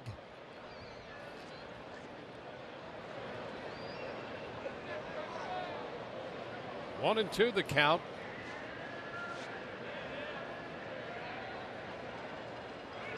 And that one close away, down and away from Brad Miller. 2-2.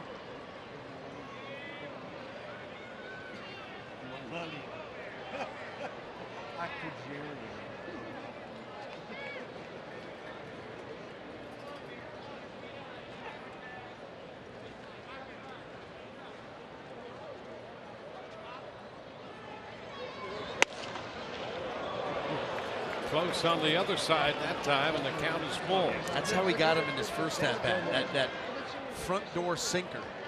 Get a little arm side run, take it back to the inside corner, but that one was just a little bit too far off.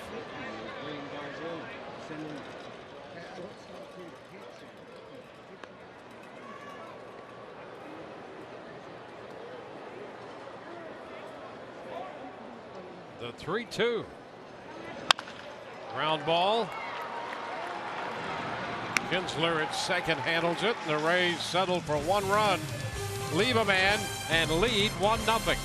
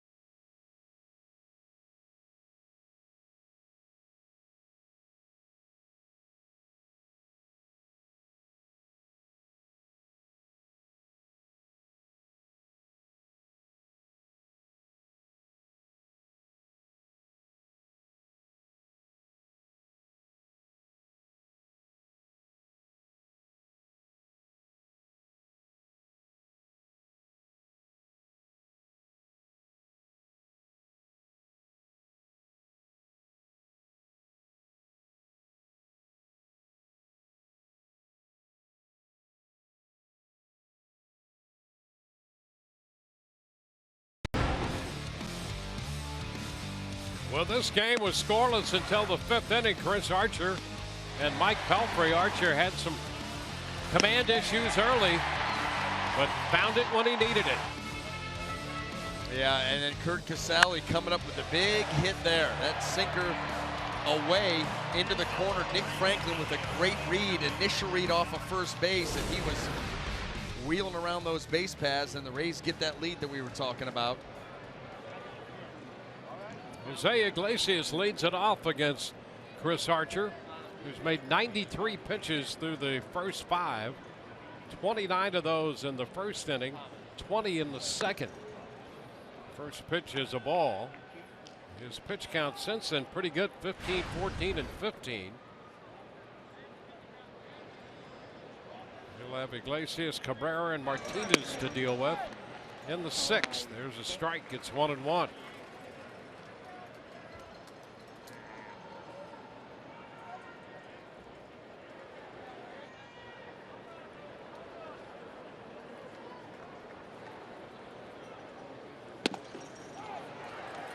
A ball, 2 strikes.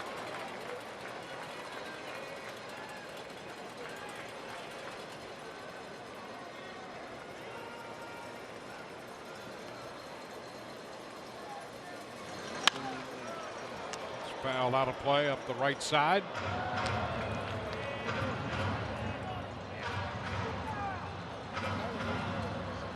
Archer with 9 strikeouts on the day.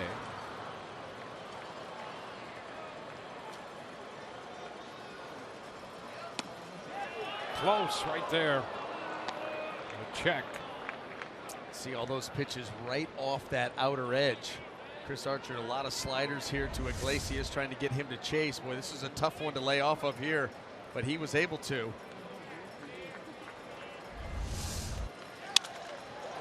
Up the middle. Miller picks and throws, but not in time. An infield hit for Iglesias. Yeah, there was really no play there. What you get nervous about here is Miller spinning and firing this ball into the stands.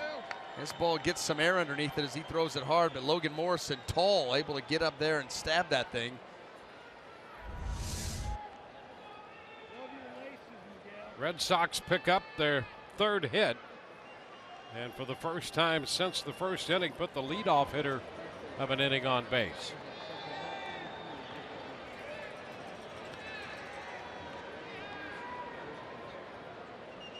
So the Tigers with a man aboard.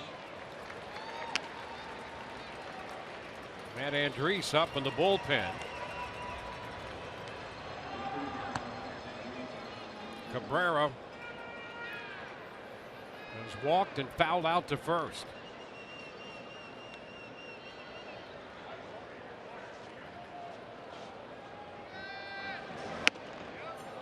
Upstairs. It's all right. I like that pitch. I like that idea. Miguel Cabrera, we talk about his power, you know, right center field to right field, can dive out over the plate, extremely strong. So try to tie him up, get it up and in, put that thought in the back of his head.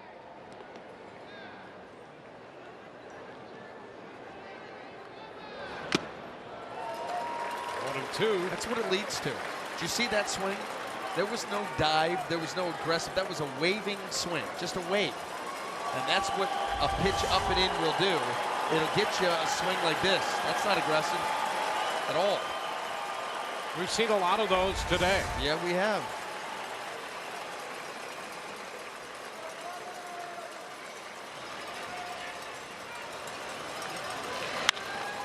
High fly ball up the right side, down the line.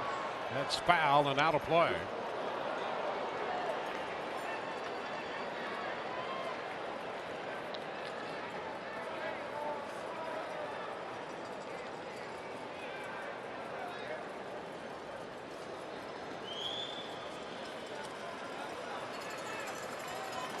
Runner at first for the Tigers. Iglesias, 1-2 the count on the Detroit first baseman Miguel Cabrera.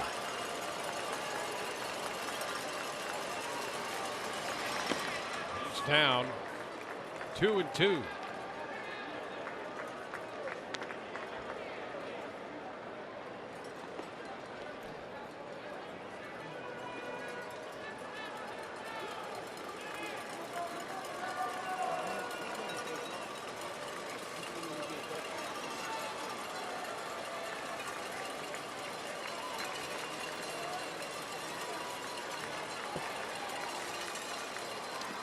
This one off the mitt.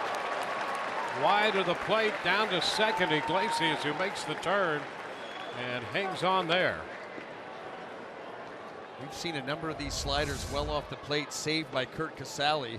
This one not able to. Just too much break and too hard. That ball's halfway into the other batter's box. And they give Curt Casali a pass ball on that? Yes, they do. They've kept moving and moving and moving away. Yeah. So for the time being, that'll be the third pass ball of the year charged to Casali. And it moves Iglesias up to second base.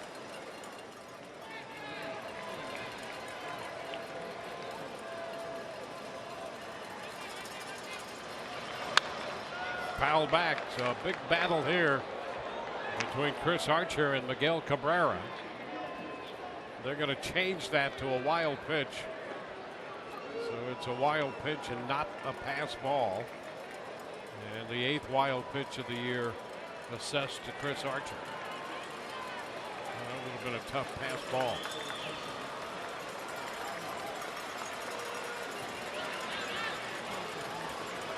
Three-two, struck him out. Fastball got him. That's strikeout number 10 for Archer, and a big one with Cabrera up there. Cabrera's another guy that the swing has not looked right this whole series. Now, he's gotten some hits, but not locked in like we normally see him, and he gets beat right there with a good four-seam fastball up in the zone. Well, Jim Hickey out to the hill. It's 107 pitches for Archer today. Victor Martinez is due up. And 10 strikeouts for Archer. Chris started the day third in the league in strikeouts behind David Price of the Red Sox and Chris Sale of the White Sox. Price 120 and Sale 118. So Archer's up to 127 right now with his 16th career 10 strikeouts or better performance.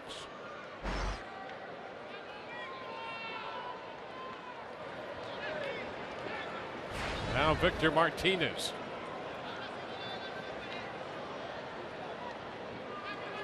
Martinez 0 for 2. That's a strike. Rays got a run in the bottom of the 5th. And for the first time since the first inning, the Tigers have a man in scoring position.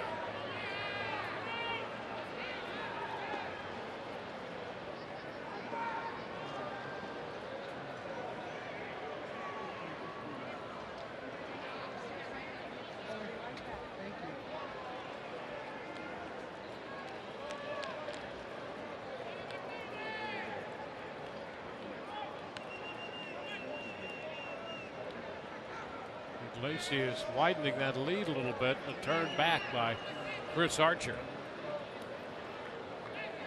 Iglesias having a bit of a distraction back there. Well, you got to understand too that Evan Longoria is really not anywhere near third base, so Brad Miller's got to do a job of holding Iglesias close, because it'd be a little bit of a jaunt there for Evan catching a ball on the run. 1-1. That's one of the things that, you know, when you pull these shifts or heavy shade, you know, with a runner on second, that third baseman, you know, you want him off the bag over near close to shortstop, but you can't have him too far if the guy can run.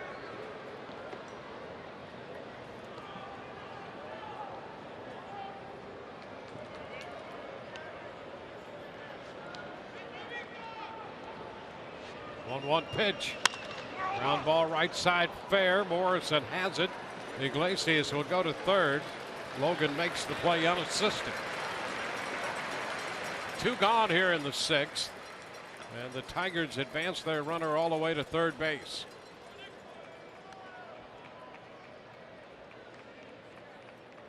Third baseman, Nick Castellanos.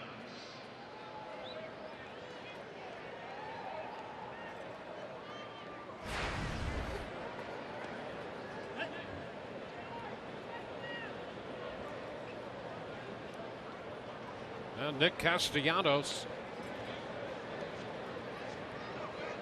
Couple of strikeouts on the day. That first pitch just misses. A little bit low with the mid-90s fastball.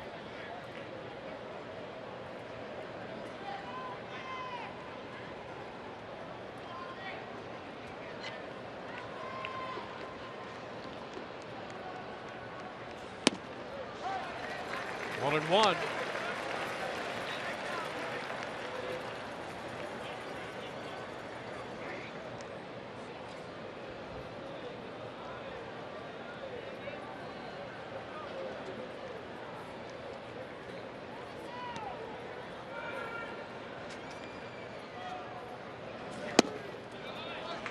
It's 2-1.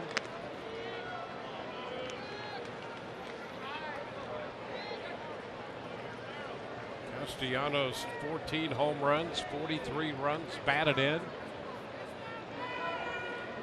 298 on the year.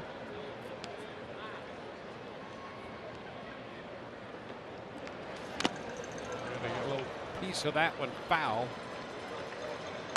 2-2.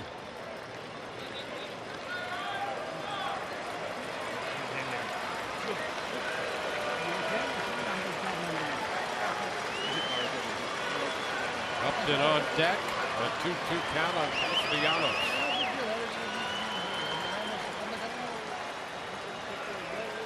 Archer got him on a fastball up in the first and a slider away in the fourth and hits him. He hits him with a fastball in.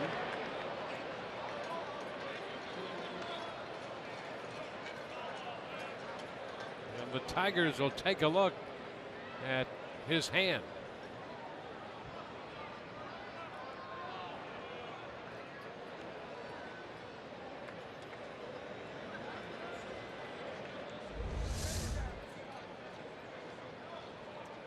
That pitch meant to go away too, and it hits him right in the top hand on the thumb.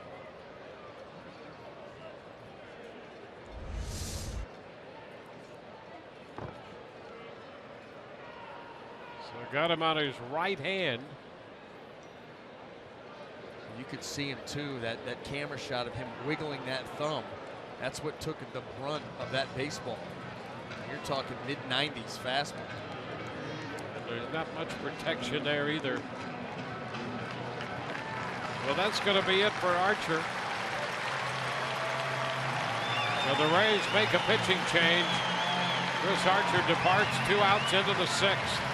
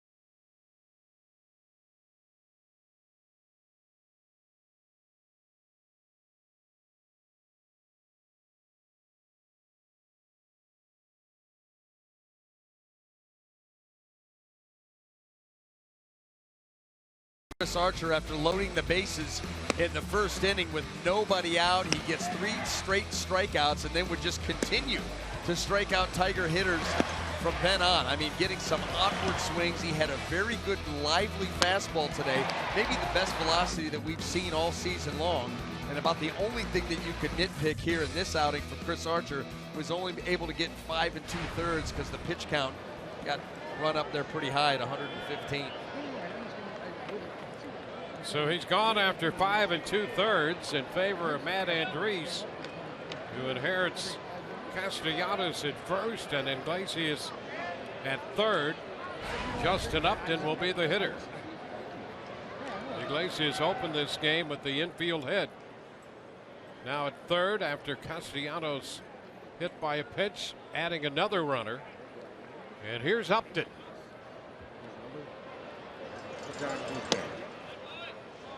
Andriese misses a little wide on the first pitch. Andriese pitched 3 innings Thursday in relief of Odorizzi against the Tigers.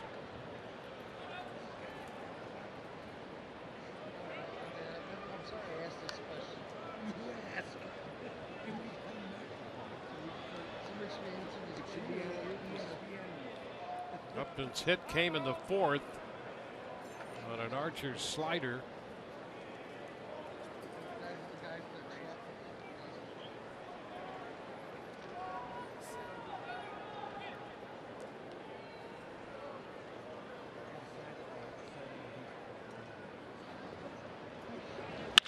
Line drive, and it's caught by Miller. Great positioning on the part of the Rays on that hot shot line drive. Wow. He hit the ball hard. Fortunately for the Rays, right at Brad Miller. No runs, a hit, 2 left. Bottom of the 6th, 1-0 Rays.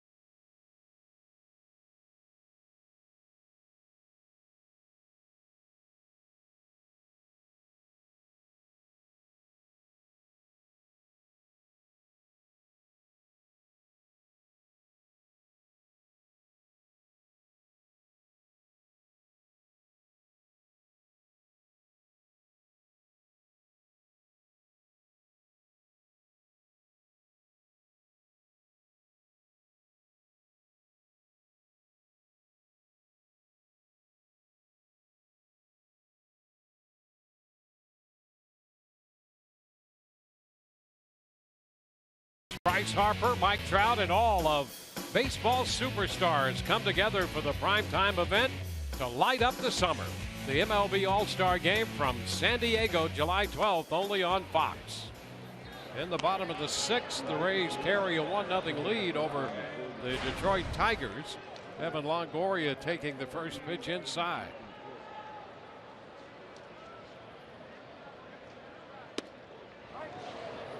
On the outside corner, 1-1.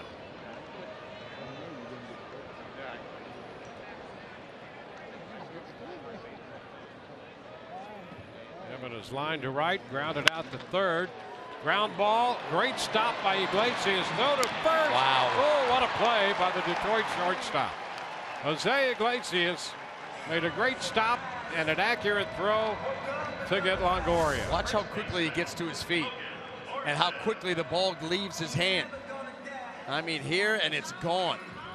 I'll tell you, he is so smooth out there with the footwork. The arm is good. The release is quick.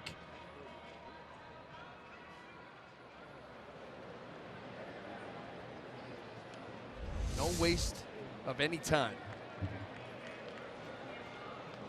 What a lift it is for a ground ball pitcher to have a guy like that behind him. Logan Morrison looks at a strike. Logan hit the ball right to Iglesias in the 4th inning with the shift on. He's the only man on the left side of the infield.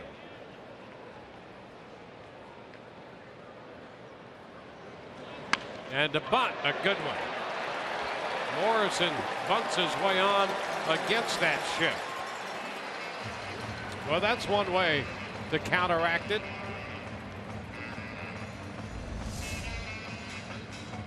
Well, if you can get it down, there is nobody there to make a play, and that was a really nice job by Morrison, sizing up his chances, getting a pitch he could handle, and dropping it down. Rays have 2 bunt hits in this game.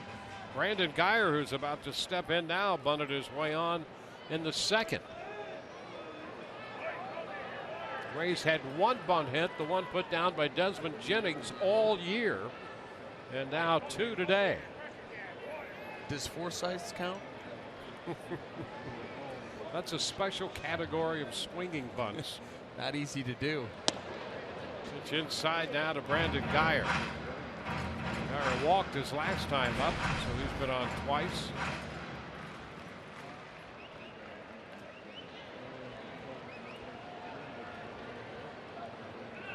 Rays scored a run in the 5th and have a base runner with 1 out in the 6th.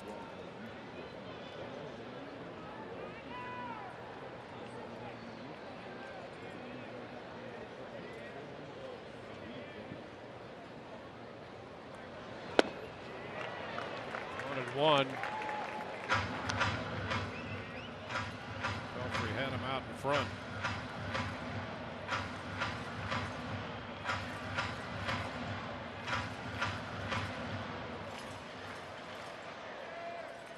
Belfry came in lifetime against the Rays with 4 decisions split down the middle.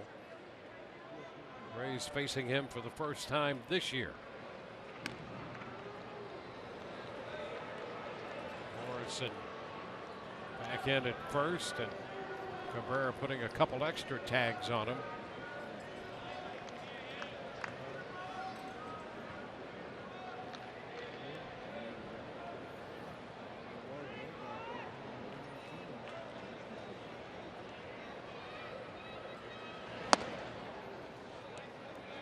Two balls and a strike.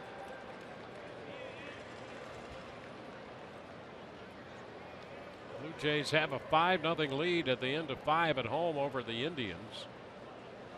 Angels and the Red Sox scoreless in the top of the 5th at Boston.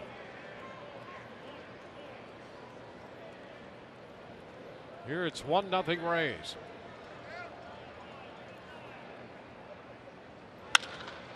Into right field. Moya going back. He caught that ball. Oh, he caught it. And now trying to get back to first. Morrison. He's going to be doubled up. What a catch by Moya. And they get the double play.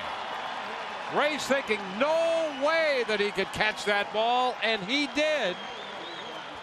And it results in a double play. Morrison doubled up at first. Here it is.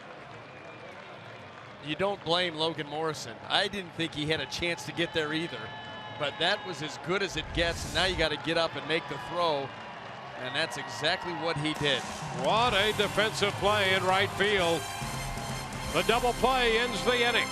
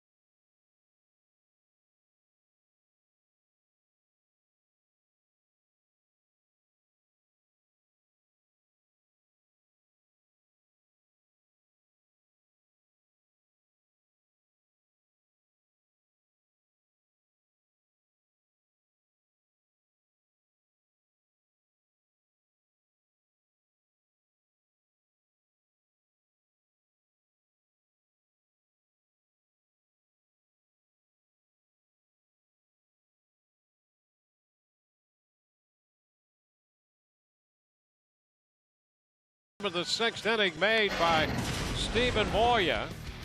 And here's another look. Boy, ranging to his left and back, and he catches that ball a few inches off the ground. Using all of that length and reach, and Logan Morrison, now you got to touch the bag and go back. Becomes a race. Ball wins. Cabrera taking the throw from Moya. And how is it? It's a universal law, apparently. Every time a guy makes a great play defensively, he leads off the next inning. And here's Moya leading off the 7th. Pitch is foul back, strike 1. Moya, McCann, and Romine.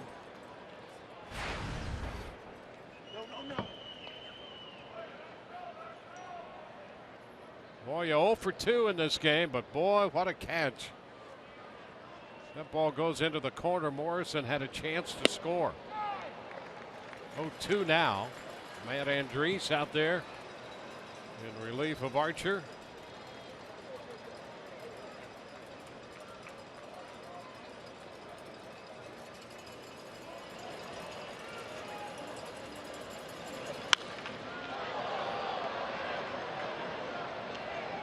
Moya, better known for his power, especially the numbers this young hitter has put up in the minor leagues, than for his defensive work. But boy, he turned in quite a catch to get that double play started.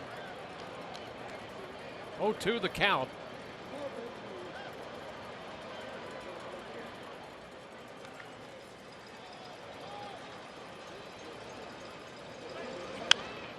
Fouls it back. 2 years ago at Double-A, he had 35 home runs and drove in 105 runs in 133 games.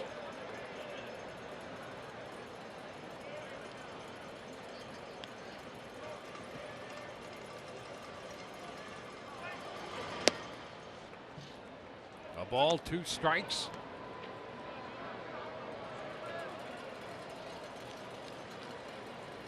James McCann on deck.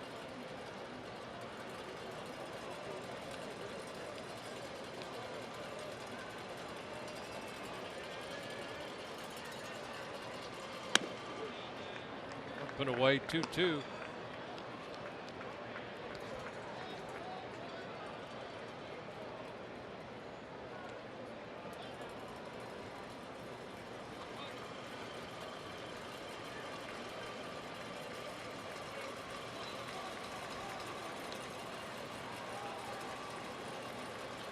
Andriese with a 2-2. A tapper foul. Steven Moya, you can see where those pitches are and what Andriese would like to do, and Curt Casali actually called for it on the 3rd pitch, is to elevate. Moya, big, open stance, left-handed hitter, likes the ball down and out over the plate. You can beat him up. And he got him down there. He even got underneath that. Yeah. That's the thing. Casali wanted the fastball up early. They come back 1. That's actually a dangerous area to Moya. That ball middle of the plate down. This is right into his juice zone, and he just dips too far on it. You can see by the swing, that's where he likes the baseball. Try to lift that ball. That's where that power comes from, that uppercut swing. Yeah, that tells you can pitch him down out of the zone. He could still lift it out. Yeah, that's right. You're going to go, he's typically a guy you're going to go down with. You're going to go down and away, or if you've got the slider going like Archer did, he yanked that ball down and in on a pitch that when he started his swing, he likes it there, but by the time he finished it, that ball was almost behind him. Strike on McCann. Moya still had that look on his face like, how did I, that's my pitch. 1-1. It's been one of those days. Archer and Andriese with the invisible today.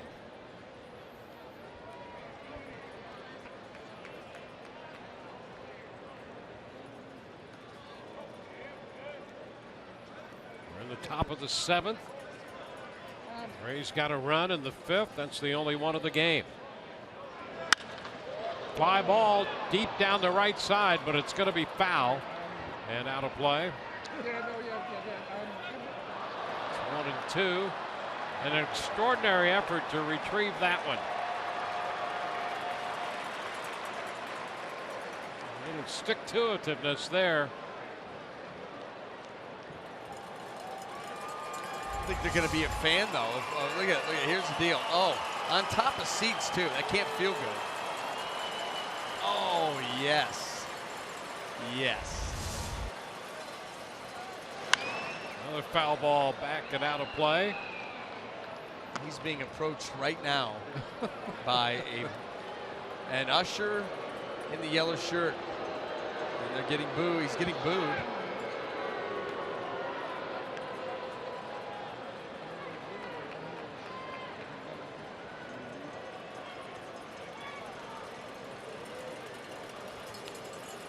This takes you back, doesn't it? You're getting to talk. All the time. Yeah. The only difference is I would have already been cracked in the mouth and then getting to talk.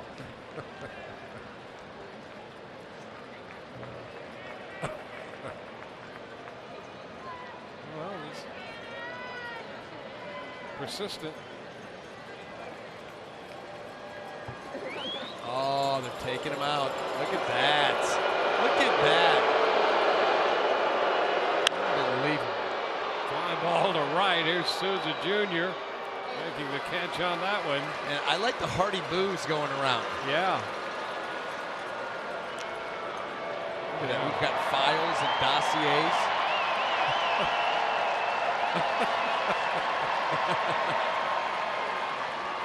Well, the crowd favorite.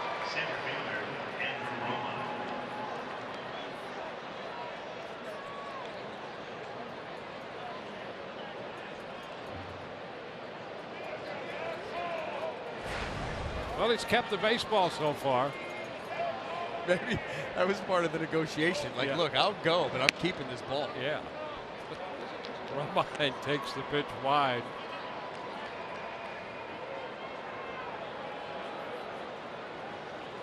Yeah, he's creating a following. Well, this is where everybody's getting upset. I mean, it's not like he came on the field. Yeah. He went on the tarp. Look, there's what a Look at selfie. this. Yeah, see? Got a little following going. That's too good. Photo ops. High-fiving.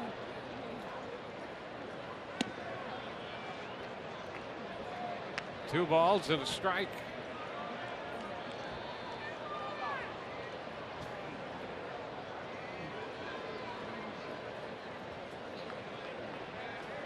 We're in the top of the seventh.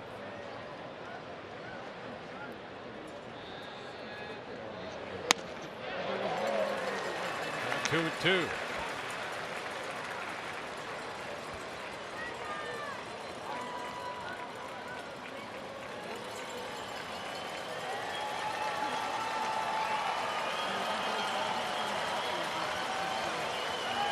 Two.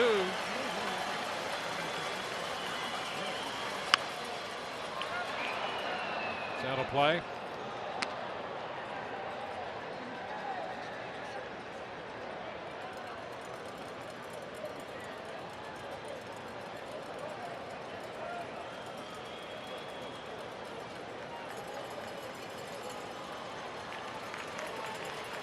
Two here to Romine.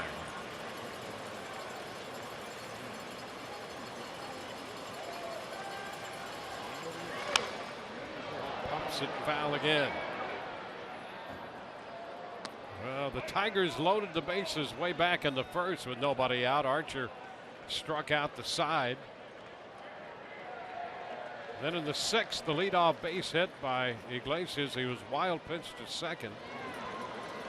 And eventually Archer left the game with 2 outs and men at first and third in that inning. And Reese got Upton on a hard line drive to short.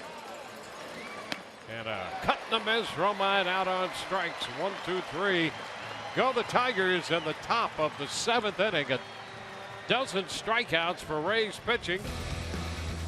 Headed into the bottom of the seventh here at Tropicana Field. And the Rays lead 1-0.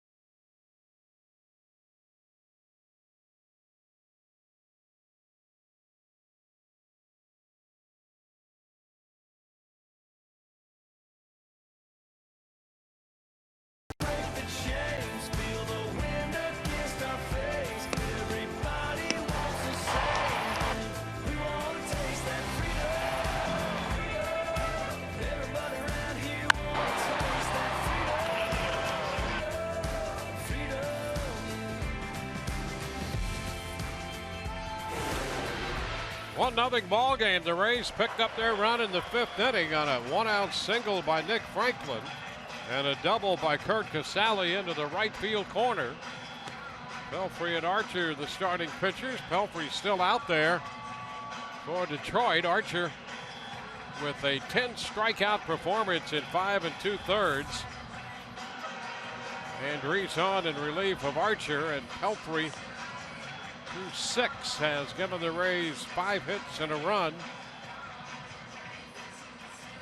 And Steven Souza Jr. will lead off against the 32-year-old right-hander.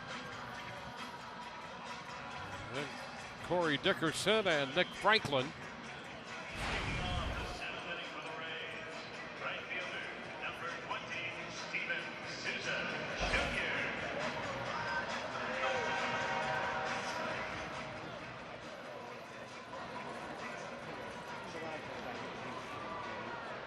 Pelfrey all set to go to work.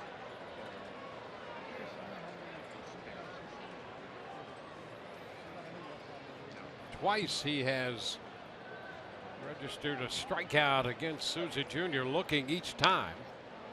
Taps it foul.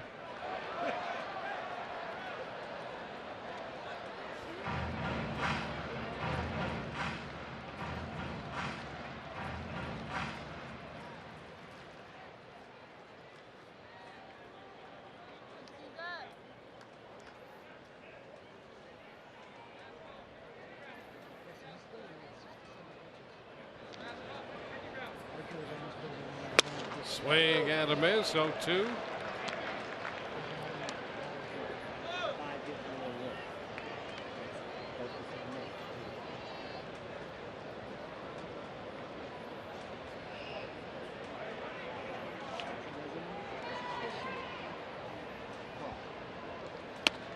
Upstairs, a ball, 2 strikes.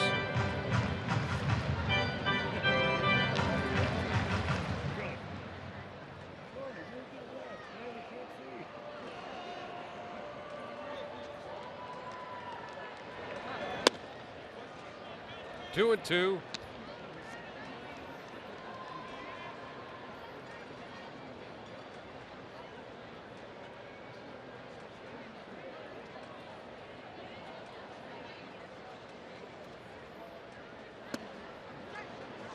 Three and 2.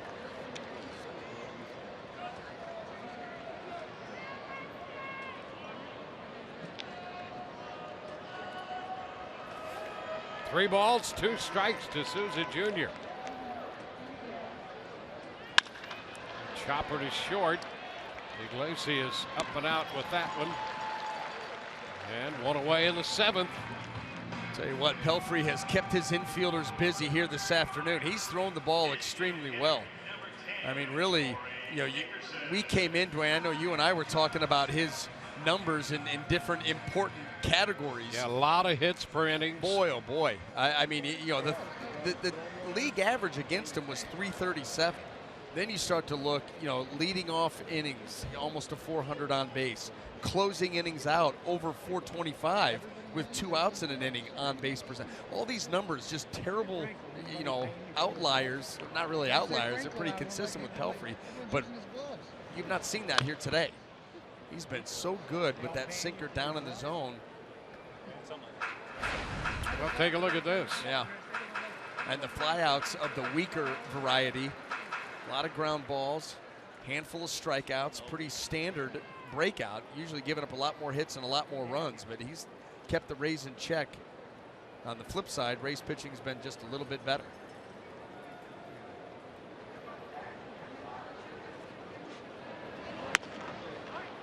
And he's ahead of Dickerson. 0-2. Something on that fastball. Yeah, he's low 90s, 92 on average, but that one hit 94.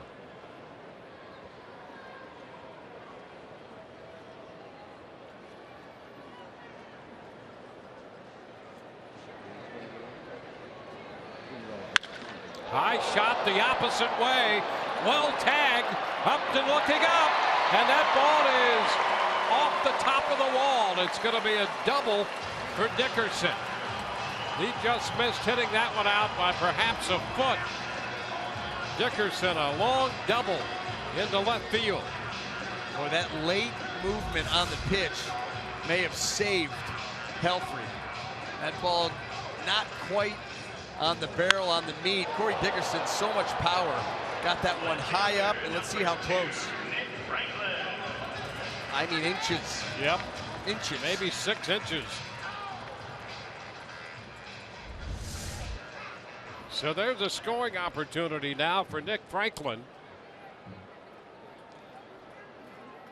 Dickerson at second, 1 out. Franklin singled and scored in the 5th.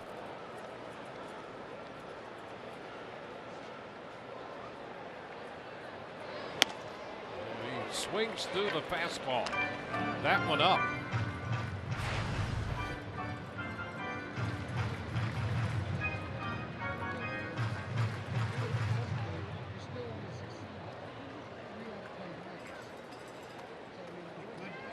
Only the second time in this game do the Rays have a man in scoring position. In the 5th inning earlier when they scored, and now in the 7th.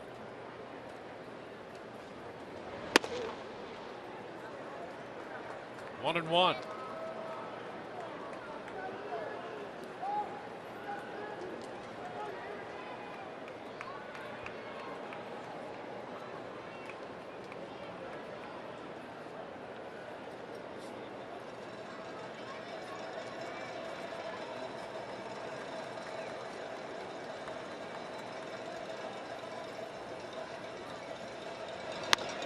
Pitch away.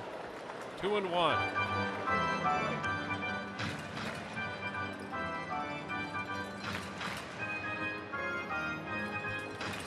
Kirk Casale on deck. He has the run batted in for the Rays in this game.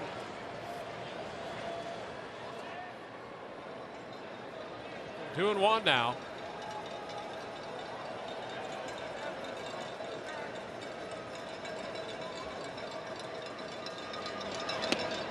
Three balls and a strike.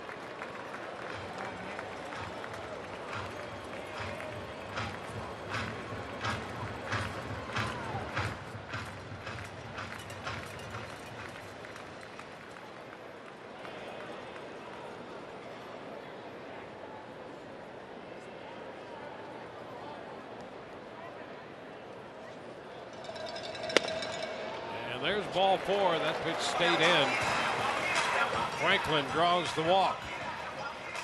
2 men on here with 1 out. The Republic Bank Draft Room, exclusively for Rays season ticket holders, blending hospitality and comfort and offering local craft beers and themed signature food items. Tropicana Field's newest destination area, exclusively for Rays season ticket holders. The Republic Bank Draft Room. Call 888-FAN-RAYS for more information.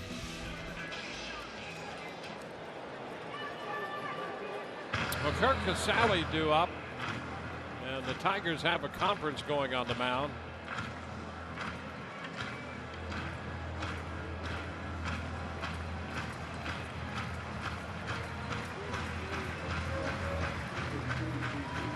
Bruce Rondon is starting to loosen in the bullpen now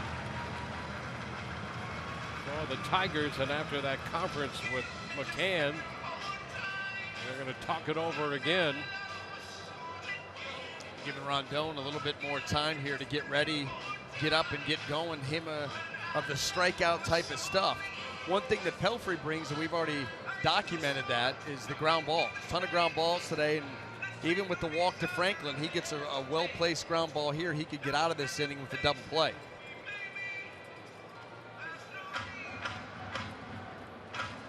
He'll be facing Kirk Casale again, who shot the 2-base hit into the right field corner in the 5th inning.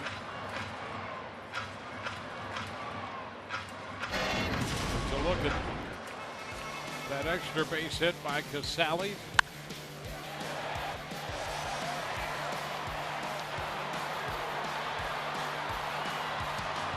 Scored Nick Franklin all the way from first base. Casale takes it inside. 1-0. Dickerson at second, Franklin at first.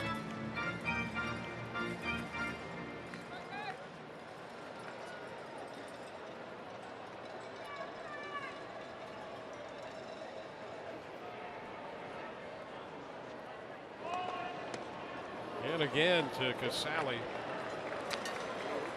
It's 2-0.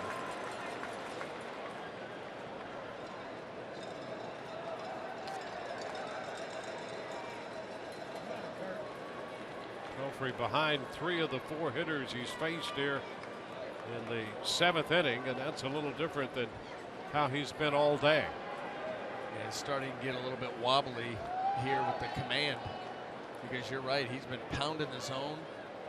A lot of early in the count contact. Pitch count was well in order, still is, but things have gotten a little sloppy here in the 7th, and let's see if the Rays can capitalize.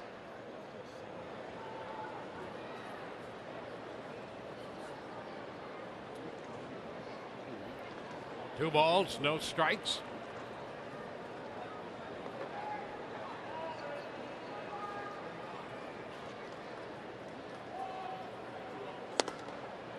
And a take for ball 3.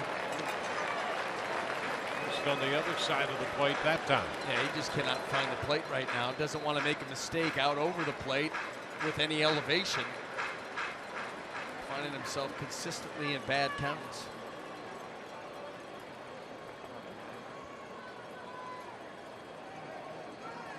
This game's like a soccer match. It's taking forever and nothing is happening, and it's a 1-0 game. There you go. Well, we did see him tuck his shoelace inside right there. Priorities. 3-0 the count. Here we go. And ball 4 to load the bases. Back-to-back walks. Over to third, Dickerson. Franklin up to second on the walk to Casale. Brad Ausmus comes out to make a pitching change here, and will return in a moment.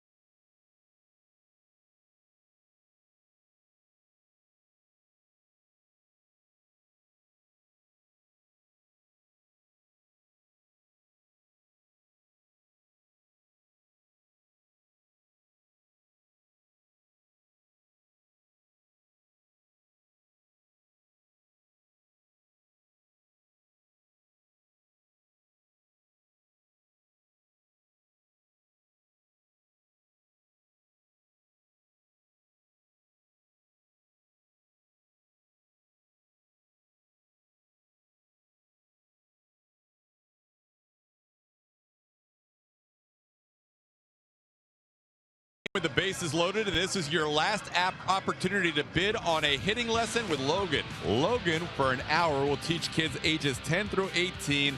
They'll also get 8 tickets to a Rays game, 8 pregame field passes, a group photo of the participants with Logan, and a personalized Rays bat for each participant. Go to raysbaseball.com/auction. Today, the bidding ends at 7:30, so you're down to the final 4 hours, guys. All right, Todd, thank you. And it will be Logan Forsythe at the plate with the bases loaded and 1 out in the bottom of the 7th, facing Bruce Rondon, making his 6th appearance. He'd been at Toledo with the Mud Hens. 2-2 there with a 374 earned run average. Logan 1 for 3 today.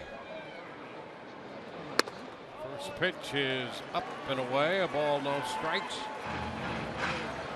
Buick GMC big matchup. Logan Forsythe came in with an 8-game hitting streak, and that single in the third moves that out to 9.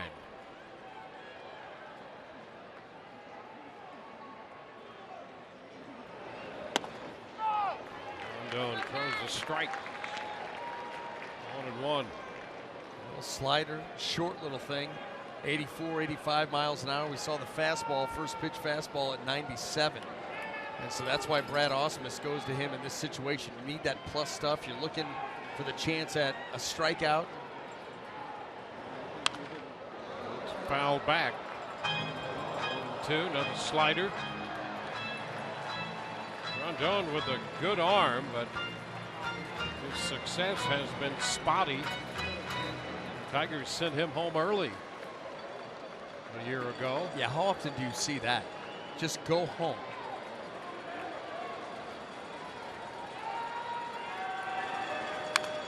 Foul right back, that fastball in at 99. Well, he seemed to have a different delivery for every pitch the last time we saw him. Yeah, that's exactly right. And that will lead to inconsistency, command issues. You want to settle on a delivery, perfect it, repeat it, make it happen.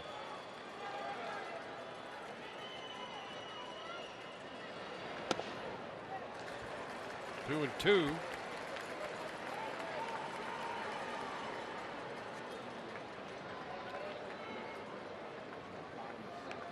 He's been in the Tiger organization since they signed him as a free agent back in September of 2007. And a cut and a miss. Forsythe missed the slider. Well, a good slider there.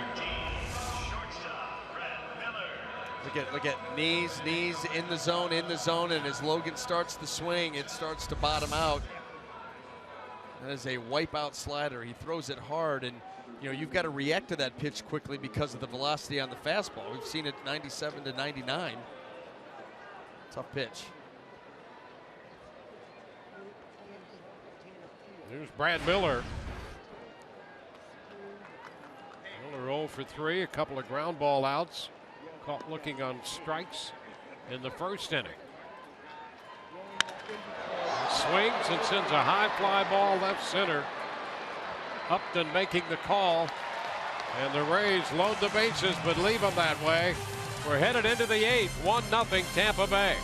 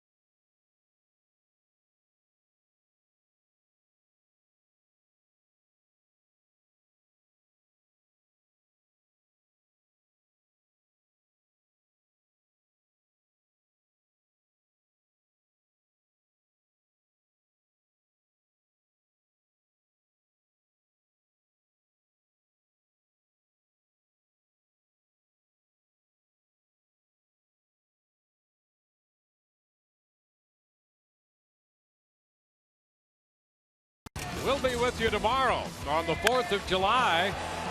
The Angels end led by Mike Trout. He has been red hot. Last 9 games has hit 3 home runs and is hitting .541. Our coverage begins at 12:30 It'll be the first game of a 4-game series against the Angels. Matt Moore is scheduled to pitch for the Rays tomorrow on the 4th of July. Angels still deciding on who their starter will be tomorrow. Odorizzi, Smiley, and Snell for the remainder of that series for the Rays.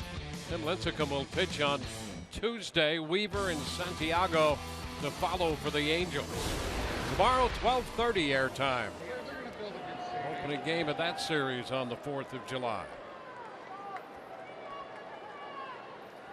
Ian Kinsler, the top of the order, leads it off with the Tigers. And the pitch is a strike for Matt Andriese. Blue Jays have a 13-0 lead on Cleveland at the end of 6 in Toronto now.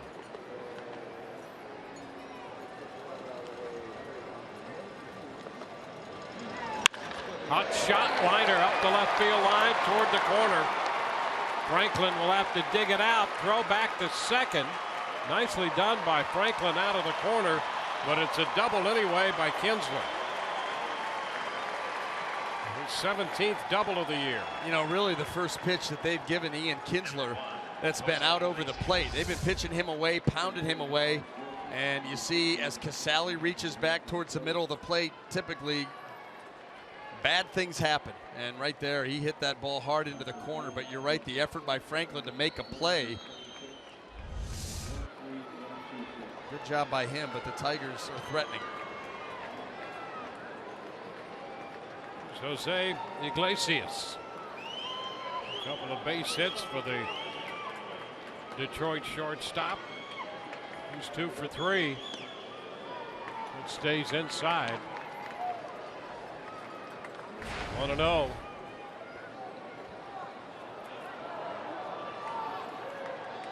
Xavier Cedeno's busy in the Rays bullpen. And a baseball loose from the Detroit bullpen. That's Cedeno up the right side. Shane Green and Alex Wilson busy for Detroit in the left field bullpen.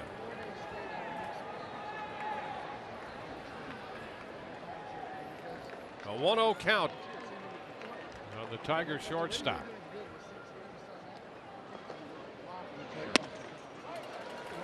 Fastball, strike taken.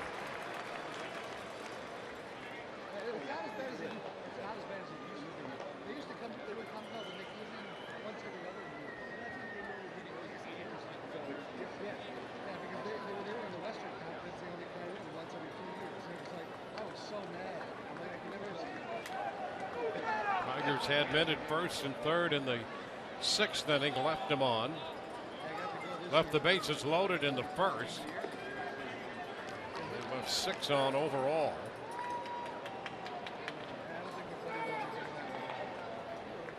Now the leadoff double by Kinsler in the 8th.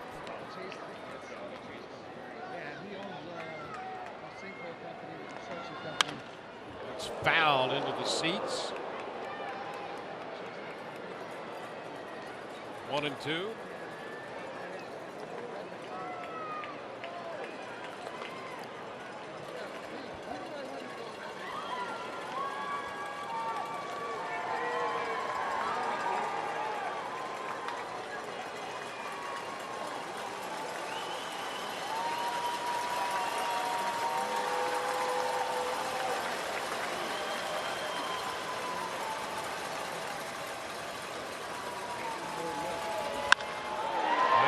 Field.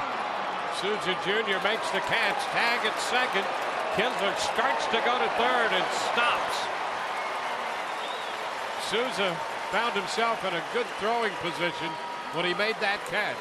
And Kinsler put on the brakes. Yeah, he certainly did. And that's all Ian Kinsler was trying to do, was fake like he's going to tag up, get off to a start, and force a Souza throw, and just hope that he airmails it, and it's a bad throw, and he can move up maybe then. Right here, force the throw. No intention of really going. He gets held up there by Dave Clark. He may have actually intended to go when he picked up Dave Clark, but Dave Clark, you can see him right there, slide in and put the brakes on. That'd be a good thing. Now Miguel Cabrera, the Rays will walk him intentionally. An intentional pass coming for Cabrera with Victor Martinez on deck. Two very dangerous bats here back to back. Well, then this is where Kevin Cash is going to be able to pick the side he wants Victor Martinez to swing the bat from. We saw his career numbers. He's 300 each way, so either one's easy.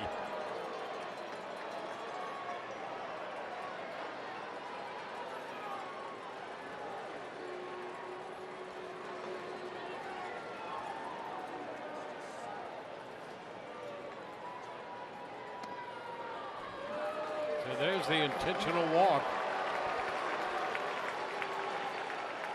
So 2 men on, 1 out in the 8th. Kevin Cash out to make the pitching change. Back in a moment.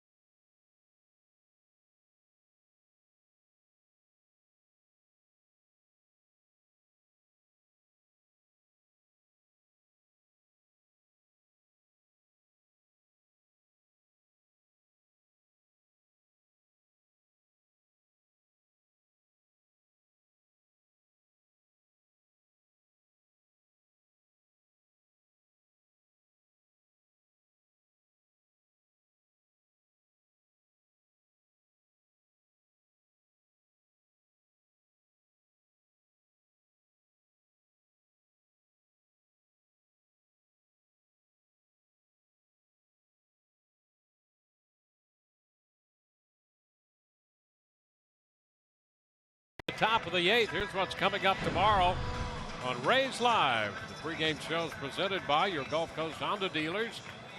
Matt Moore will be looking for his 5th win. We'll hear from him as Major League Baseball celebrates the 4th of July tomorrow. The Rays opening their series against the Angels. Xavier Cedeno takes over. On to turn Victor Martinez around to the right side. And at first and second, 1 out. Martinez 0 for 3 so far today. Cedeno very effective in yesterday's ball game, and there you go. There's your breakout. Pick your poison. They pick right-handed.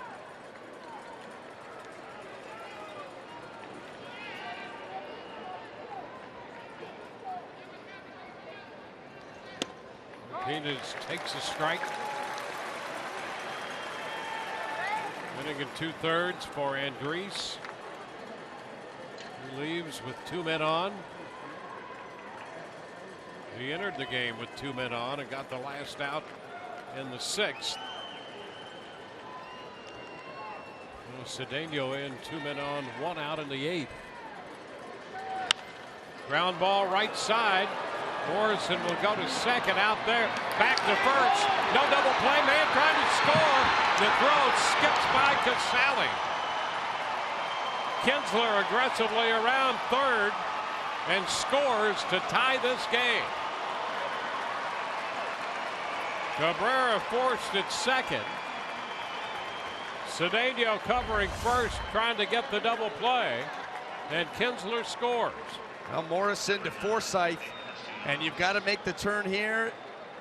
Victor Martinez beats it. Xavier Cedeno is the one that takes the throw.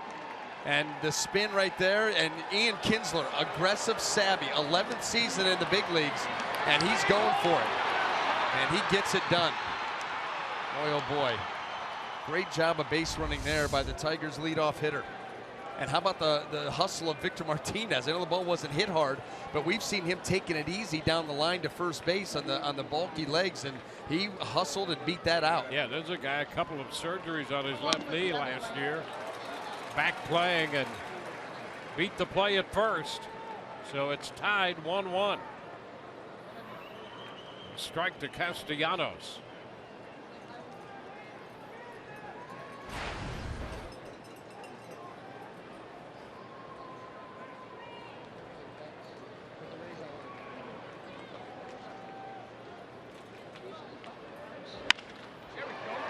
Base hit into left by Castellanos. Well, now here's the thing. If you're Brad Ausmus, do you even think about pulling your DH here for a pinch runner? He's going to do that right now. Cameron Maybin is going to run with Martinez getting down to second. So Maybin will run for him. He used it all up, beating out that potential double play. Well, Martinez got the RBI on that ground ball. A fielder's choice with Cabrera out. Morris into Forsythe at second for the second out.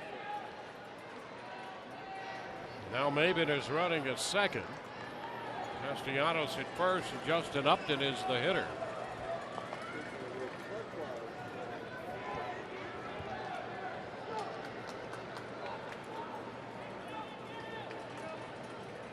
Upton 1 for 3, singled in the fourth, had a shot line drive to short in the sixth, caught by Miller. Grounds it foul, strike one. So the run charged to Andriese.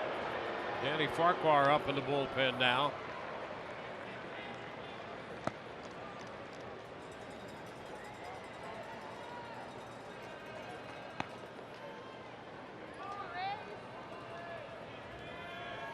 Green, Shane Green, he was throwing earlier.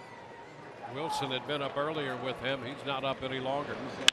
There's a shot to center field. Geyer on the run, can't get it. Diving attempt all the way to the wall. Maybin scores. Castellanos crosses the plate on the double by Upton. It's 3-1 Detroit.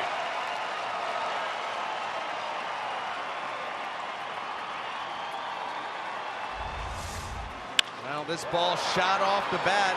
Brandon Geyer angling back.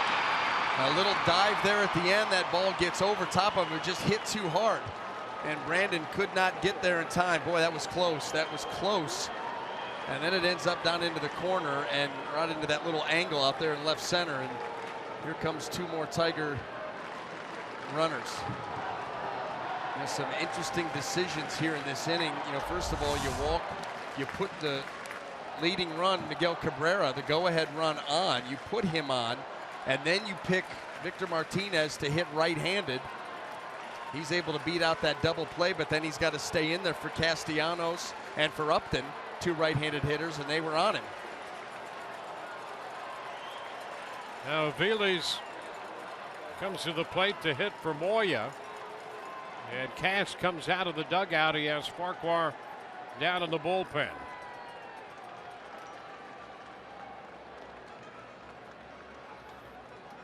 So the call made to the bullpen. A couple of hits off Cedeno. Back in a moment.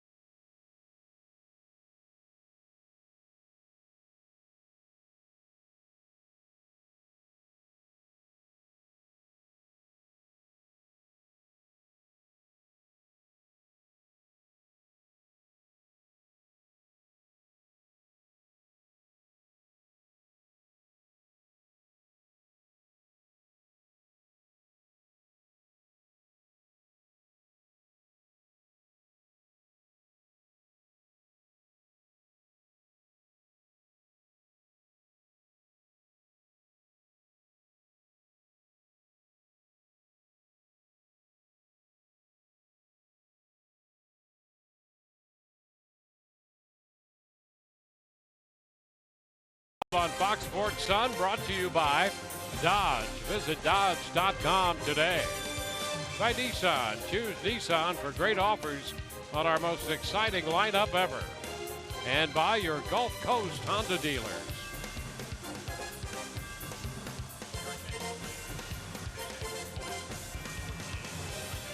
We're in the 8th inning.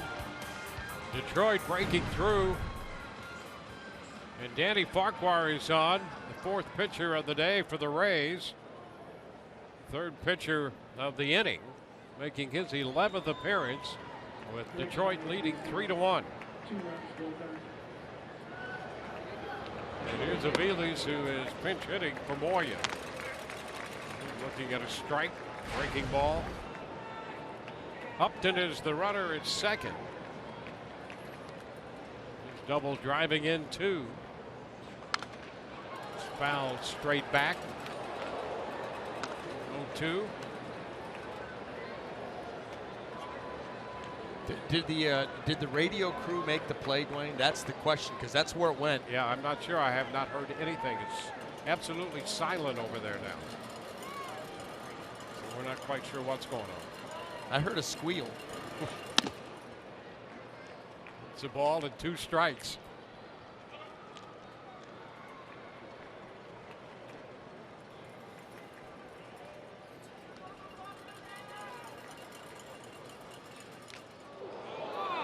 And now Aviles is hit by that pitch.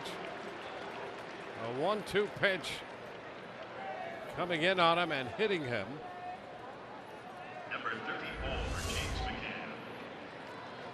This ball running up and in, and boy, right off the wrist.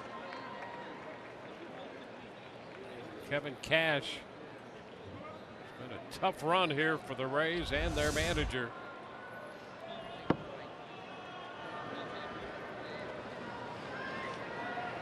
James McCann.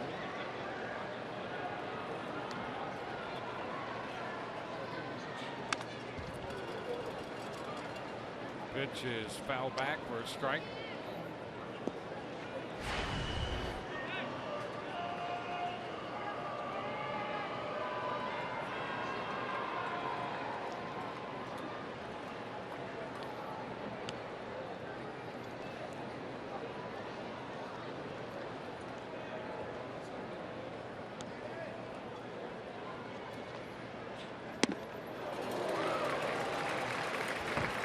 Two strikes now, the curveball.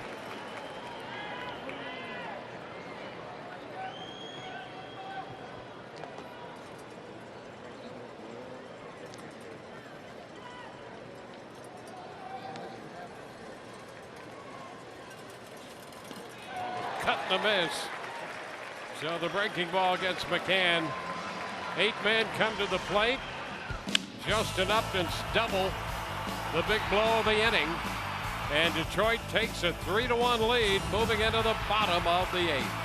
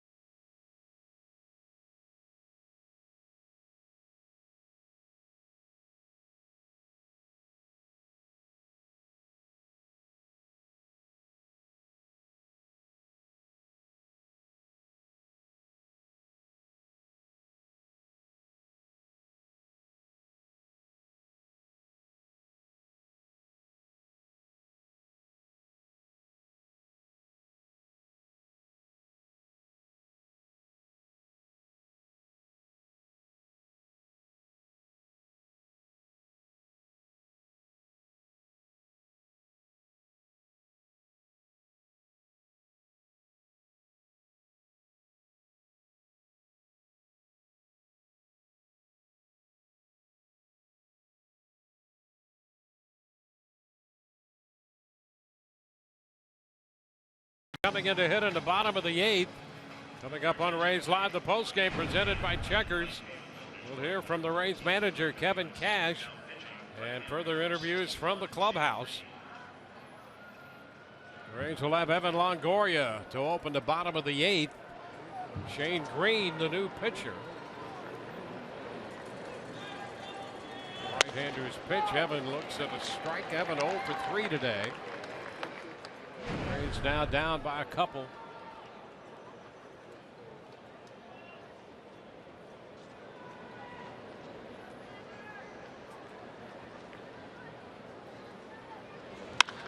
High fly ball toward left. Upton coming in. And he makes the catch. Mike Avili's in the game in right. After pinch hitting for Moya, and he was hit by a pitch, he stays on to play right field. 6 1/3 for Mike Pelfrey, 2/3 for Bruce Rondon, who's now the pitcher of record. Matt Andriese, the pitcher of record for the Rays, giving up 2 runs in an inning and 2/3. Cedeno 1/3 of an inning and a run charged to him.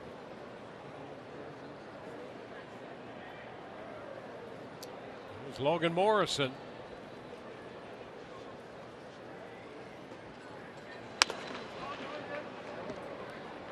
No.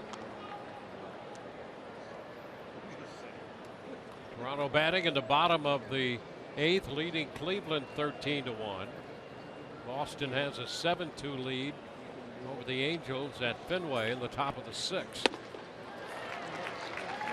1-1 to count on Morrison. Green fastball cutter, a little bit of a slider with some depth to it, and that right there, a cut fastball, 88, 89 miles an hour. Gets that swing and a miss from Logan Morrison, and getting some work now coming out of the bullpen. Originally a starting pitcher.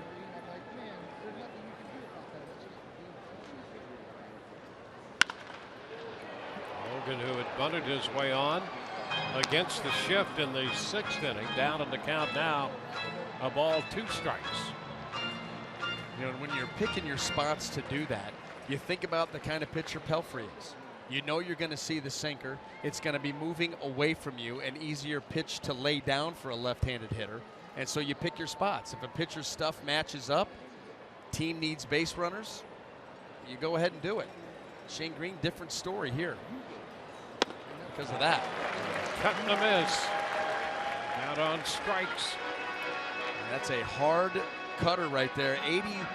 We've seen it anywhere from 88 to 90 here in this series. And look how that ball just keeps cutting, keeps gaining ground, and ends up behind that left leg of Logan Morrison.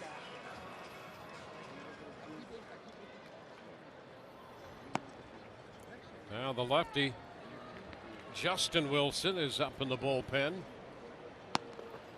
There's Brandon Guyer.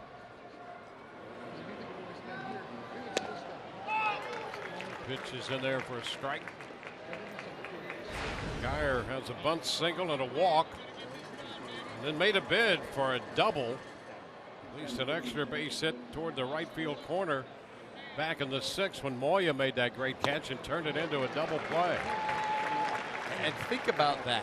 Think about that play by Moya, and then how close Guyer came on the shot by Upton. The difference of a few inches here or there, and the game completely flips. And that's been the story for the Rays here over the past few weeks.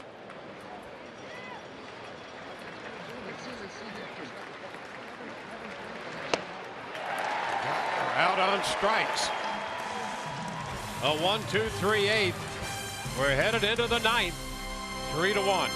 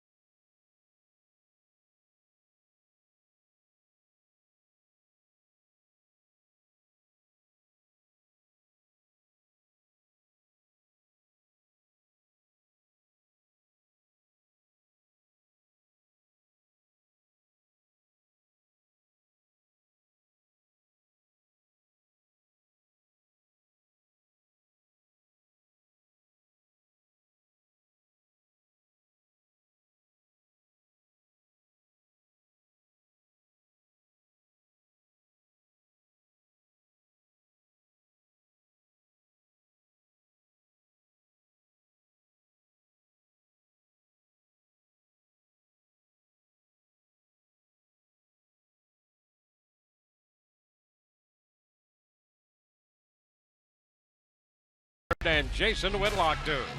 The brains to know and the guts to say.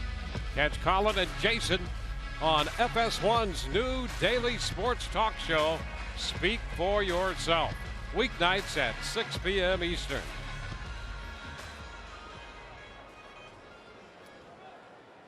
Three to one, we go to the ninth. Andrew Romine leads off against Danny Farquhar. Pounds the first pitch. Out of play for a strike. Well, the Rays have one shot left, and boy, what a tough stretch it's been. They dropped 15 of 17 and saw the Tigers score 3 in the 8th inning to take a 3-1 lead. Liner into center. That's going to fall in front of Geyer. Leadoff base hit for Romine. Second baseman, Ian Kinsler. Well, it continues to be a tough run during that stretch in which the Rays have gone from being 5.5 back to 14 back. And the bullpen has compiled an earned run average of 9.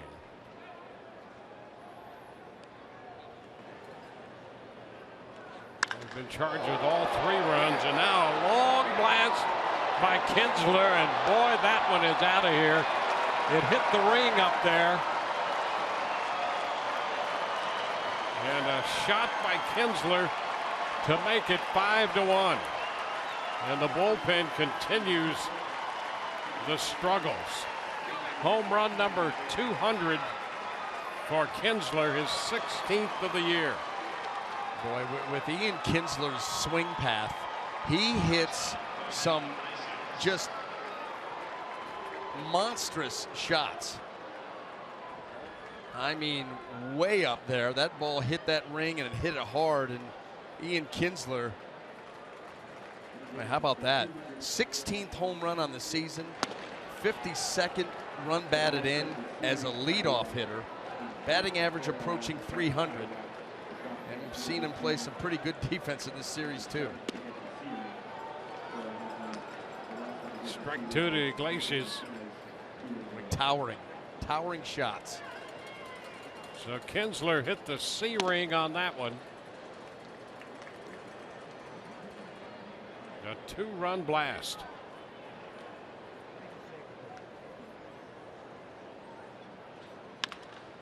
This went back to the hill. Farquhar has it, and the toss to first retires the Detroit shortstop. That ball just spinning middle of the plate right into that swing path. We see that uppercut swing and that ball come off the bat. Just a moonshot. First baseman,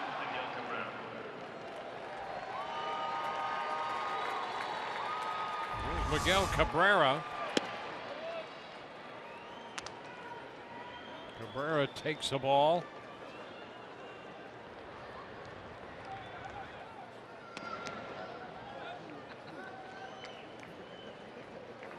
Two and 0.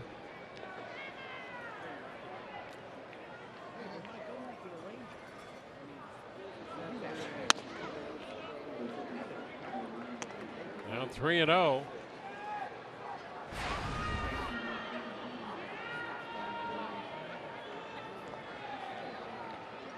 One out, 3-0 the count, and Cabrera walks on 4 pitches. Well, Kinsler hitting that home run, as we mentioned, home run number 200. And take a look at the company he's now in. Yeah, I mean, well, just impressive across the board. How about this? How about that look? Yeah. Getting ready to fight. A little Trumpy with a smile on his face with the old style Pirates hat. We Are Family lid. Dad's on there. How about that? Yeah. Dad just 2 doors down. Cameron Maben up here. He entered as a pinch runner, and now the DH, and he gets an at bat. It's a 1-1 count.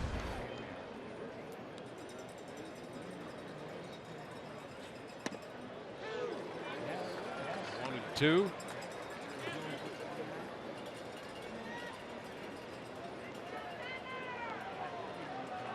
Well, Francisco Rodriguez had been up, but with this 5-1 lead, Maybin strikes out. Kyle Ryan is up in the bullpen for Detroit. Third baseman, Nick Castellanos.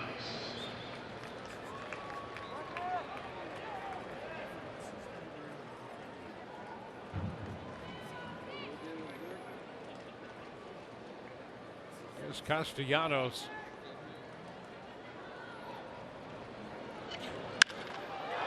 Breaking ball and a high fly ball to right. Souza to the wall for this one, and he makes the catch to retire the side. 2-run score on the home run by Kinsler. Souza Jr. had to go to the wall to get this one off the bat of Castellanos. 5-1 Detroit.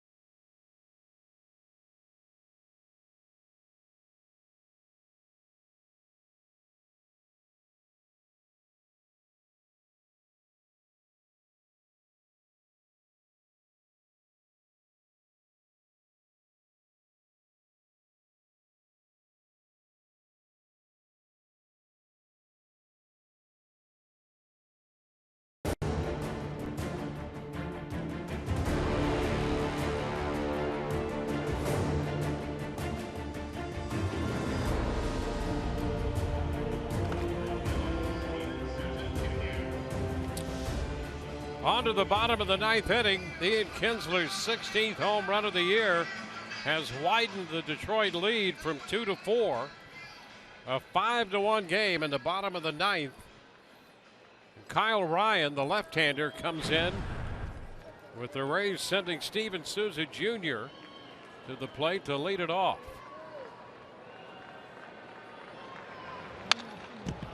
Ryan's pitch is fouled away.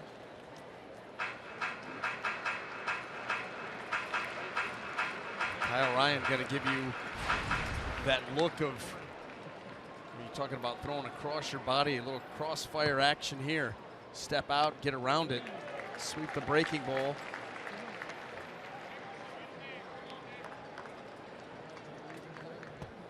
His fastball not overpowering. It's upper 80s on average.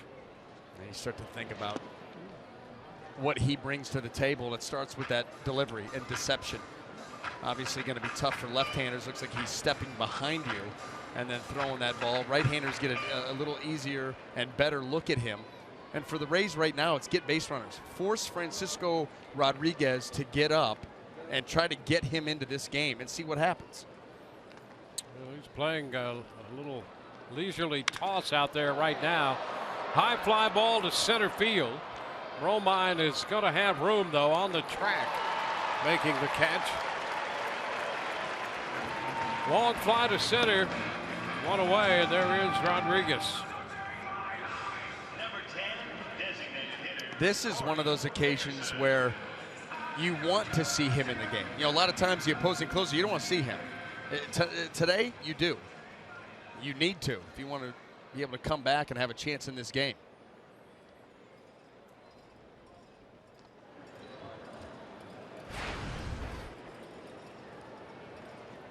Corey Dickerson.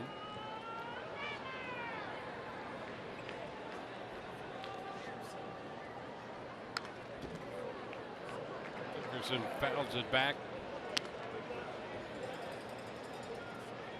One strike to count.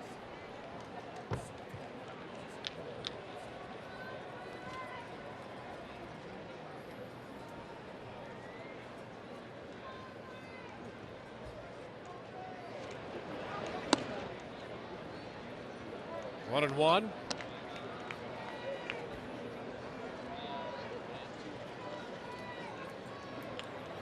Rondon and Andriese are the pitchers of record.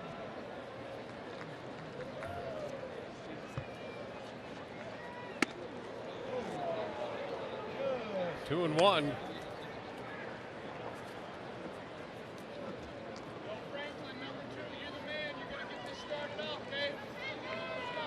Left-hander Ryan made 6 starts last year out of 16 total appearances for the Tigers. Now 3 balls and a strike.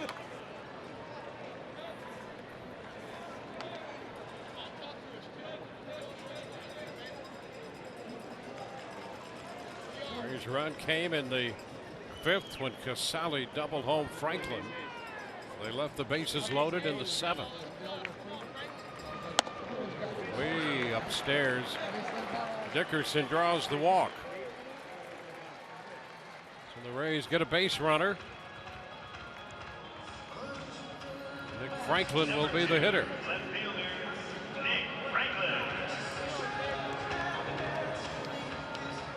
Franklin has singled and walked. First time up, he lined to the third baseman.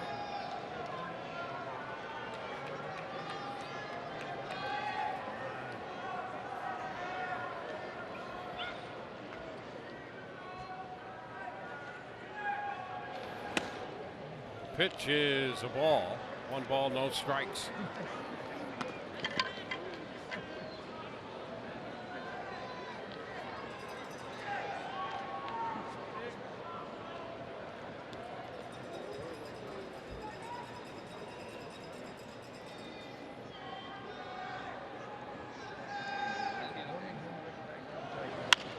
It's a little popper up the right side. That ball will fall foul.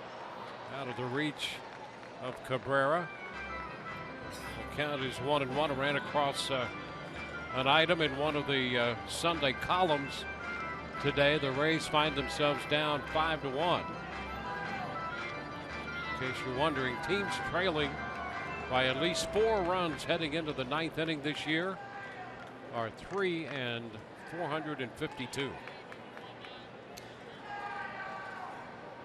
We could be part of half of that in the last couple of days. That's right. Saw one the other day. Yep, Tigers in that group.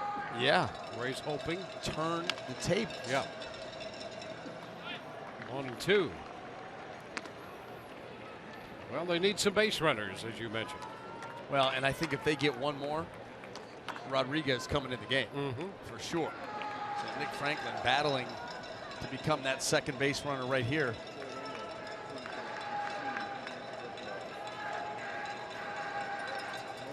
Rodriguez appears to be ready if they need him.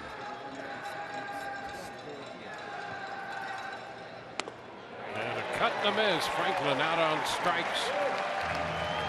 2 gone. Number 19, the catcher. Kurt Casale, who's driven in the run for the Rays today, will now be the hitter after the strikeout of Franklin. Climbing the ladder with that low 3/4 arm angle fastball right up around the shoulders. Rays down to their final out.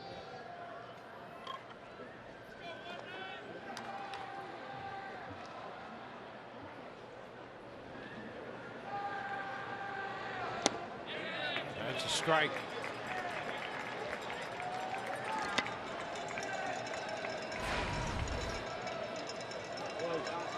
Sally walked in the 7th. Come on, Kurt.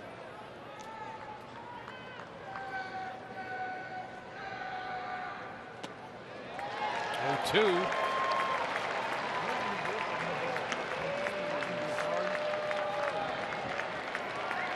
Runner at first, 2 outs and 2 strikes the count on Casale.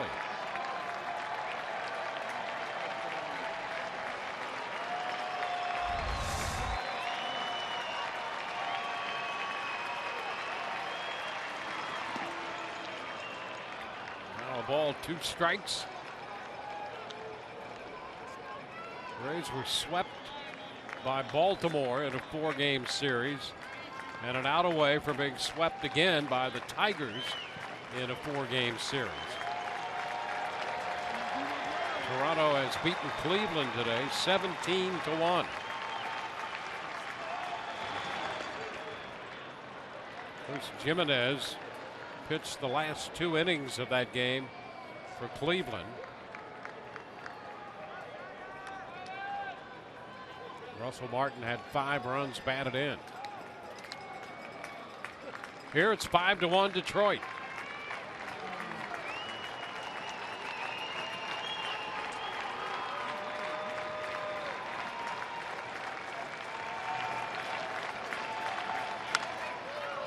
Another foul ball.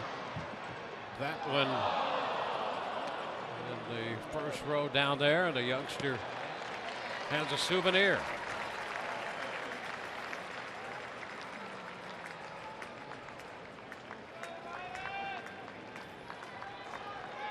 Still 2-2 on Casale.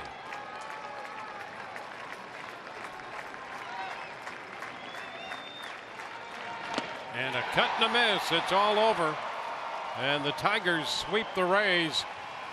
5-1 the final. Rays leave a man in the 9th inning. For the Tigers, 5-8-0 with 9 left. For the Rays, 1-6-0, 8 men left. Rondon the winner, Andres the loser. Took 3 hours and 11 minutes to play it, and the Rays dropped to 33 and 48.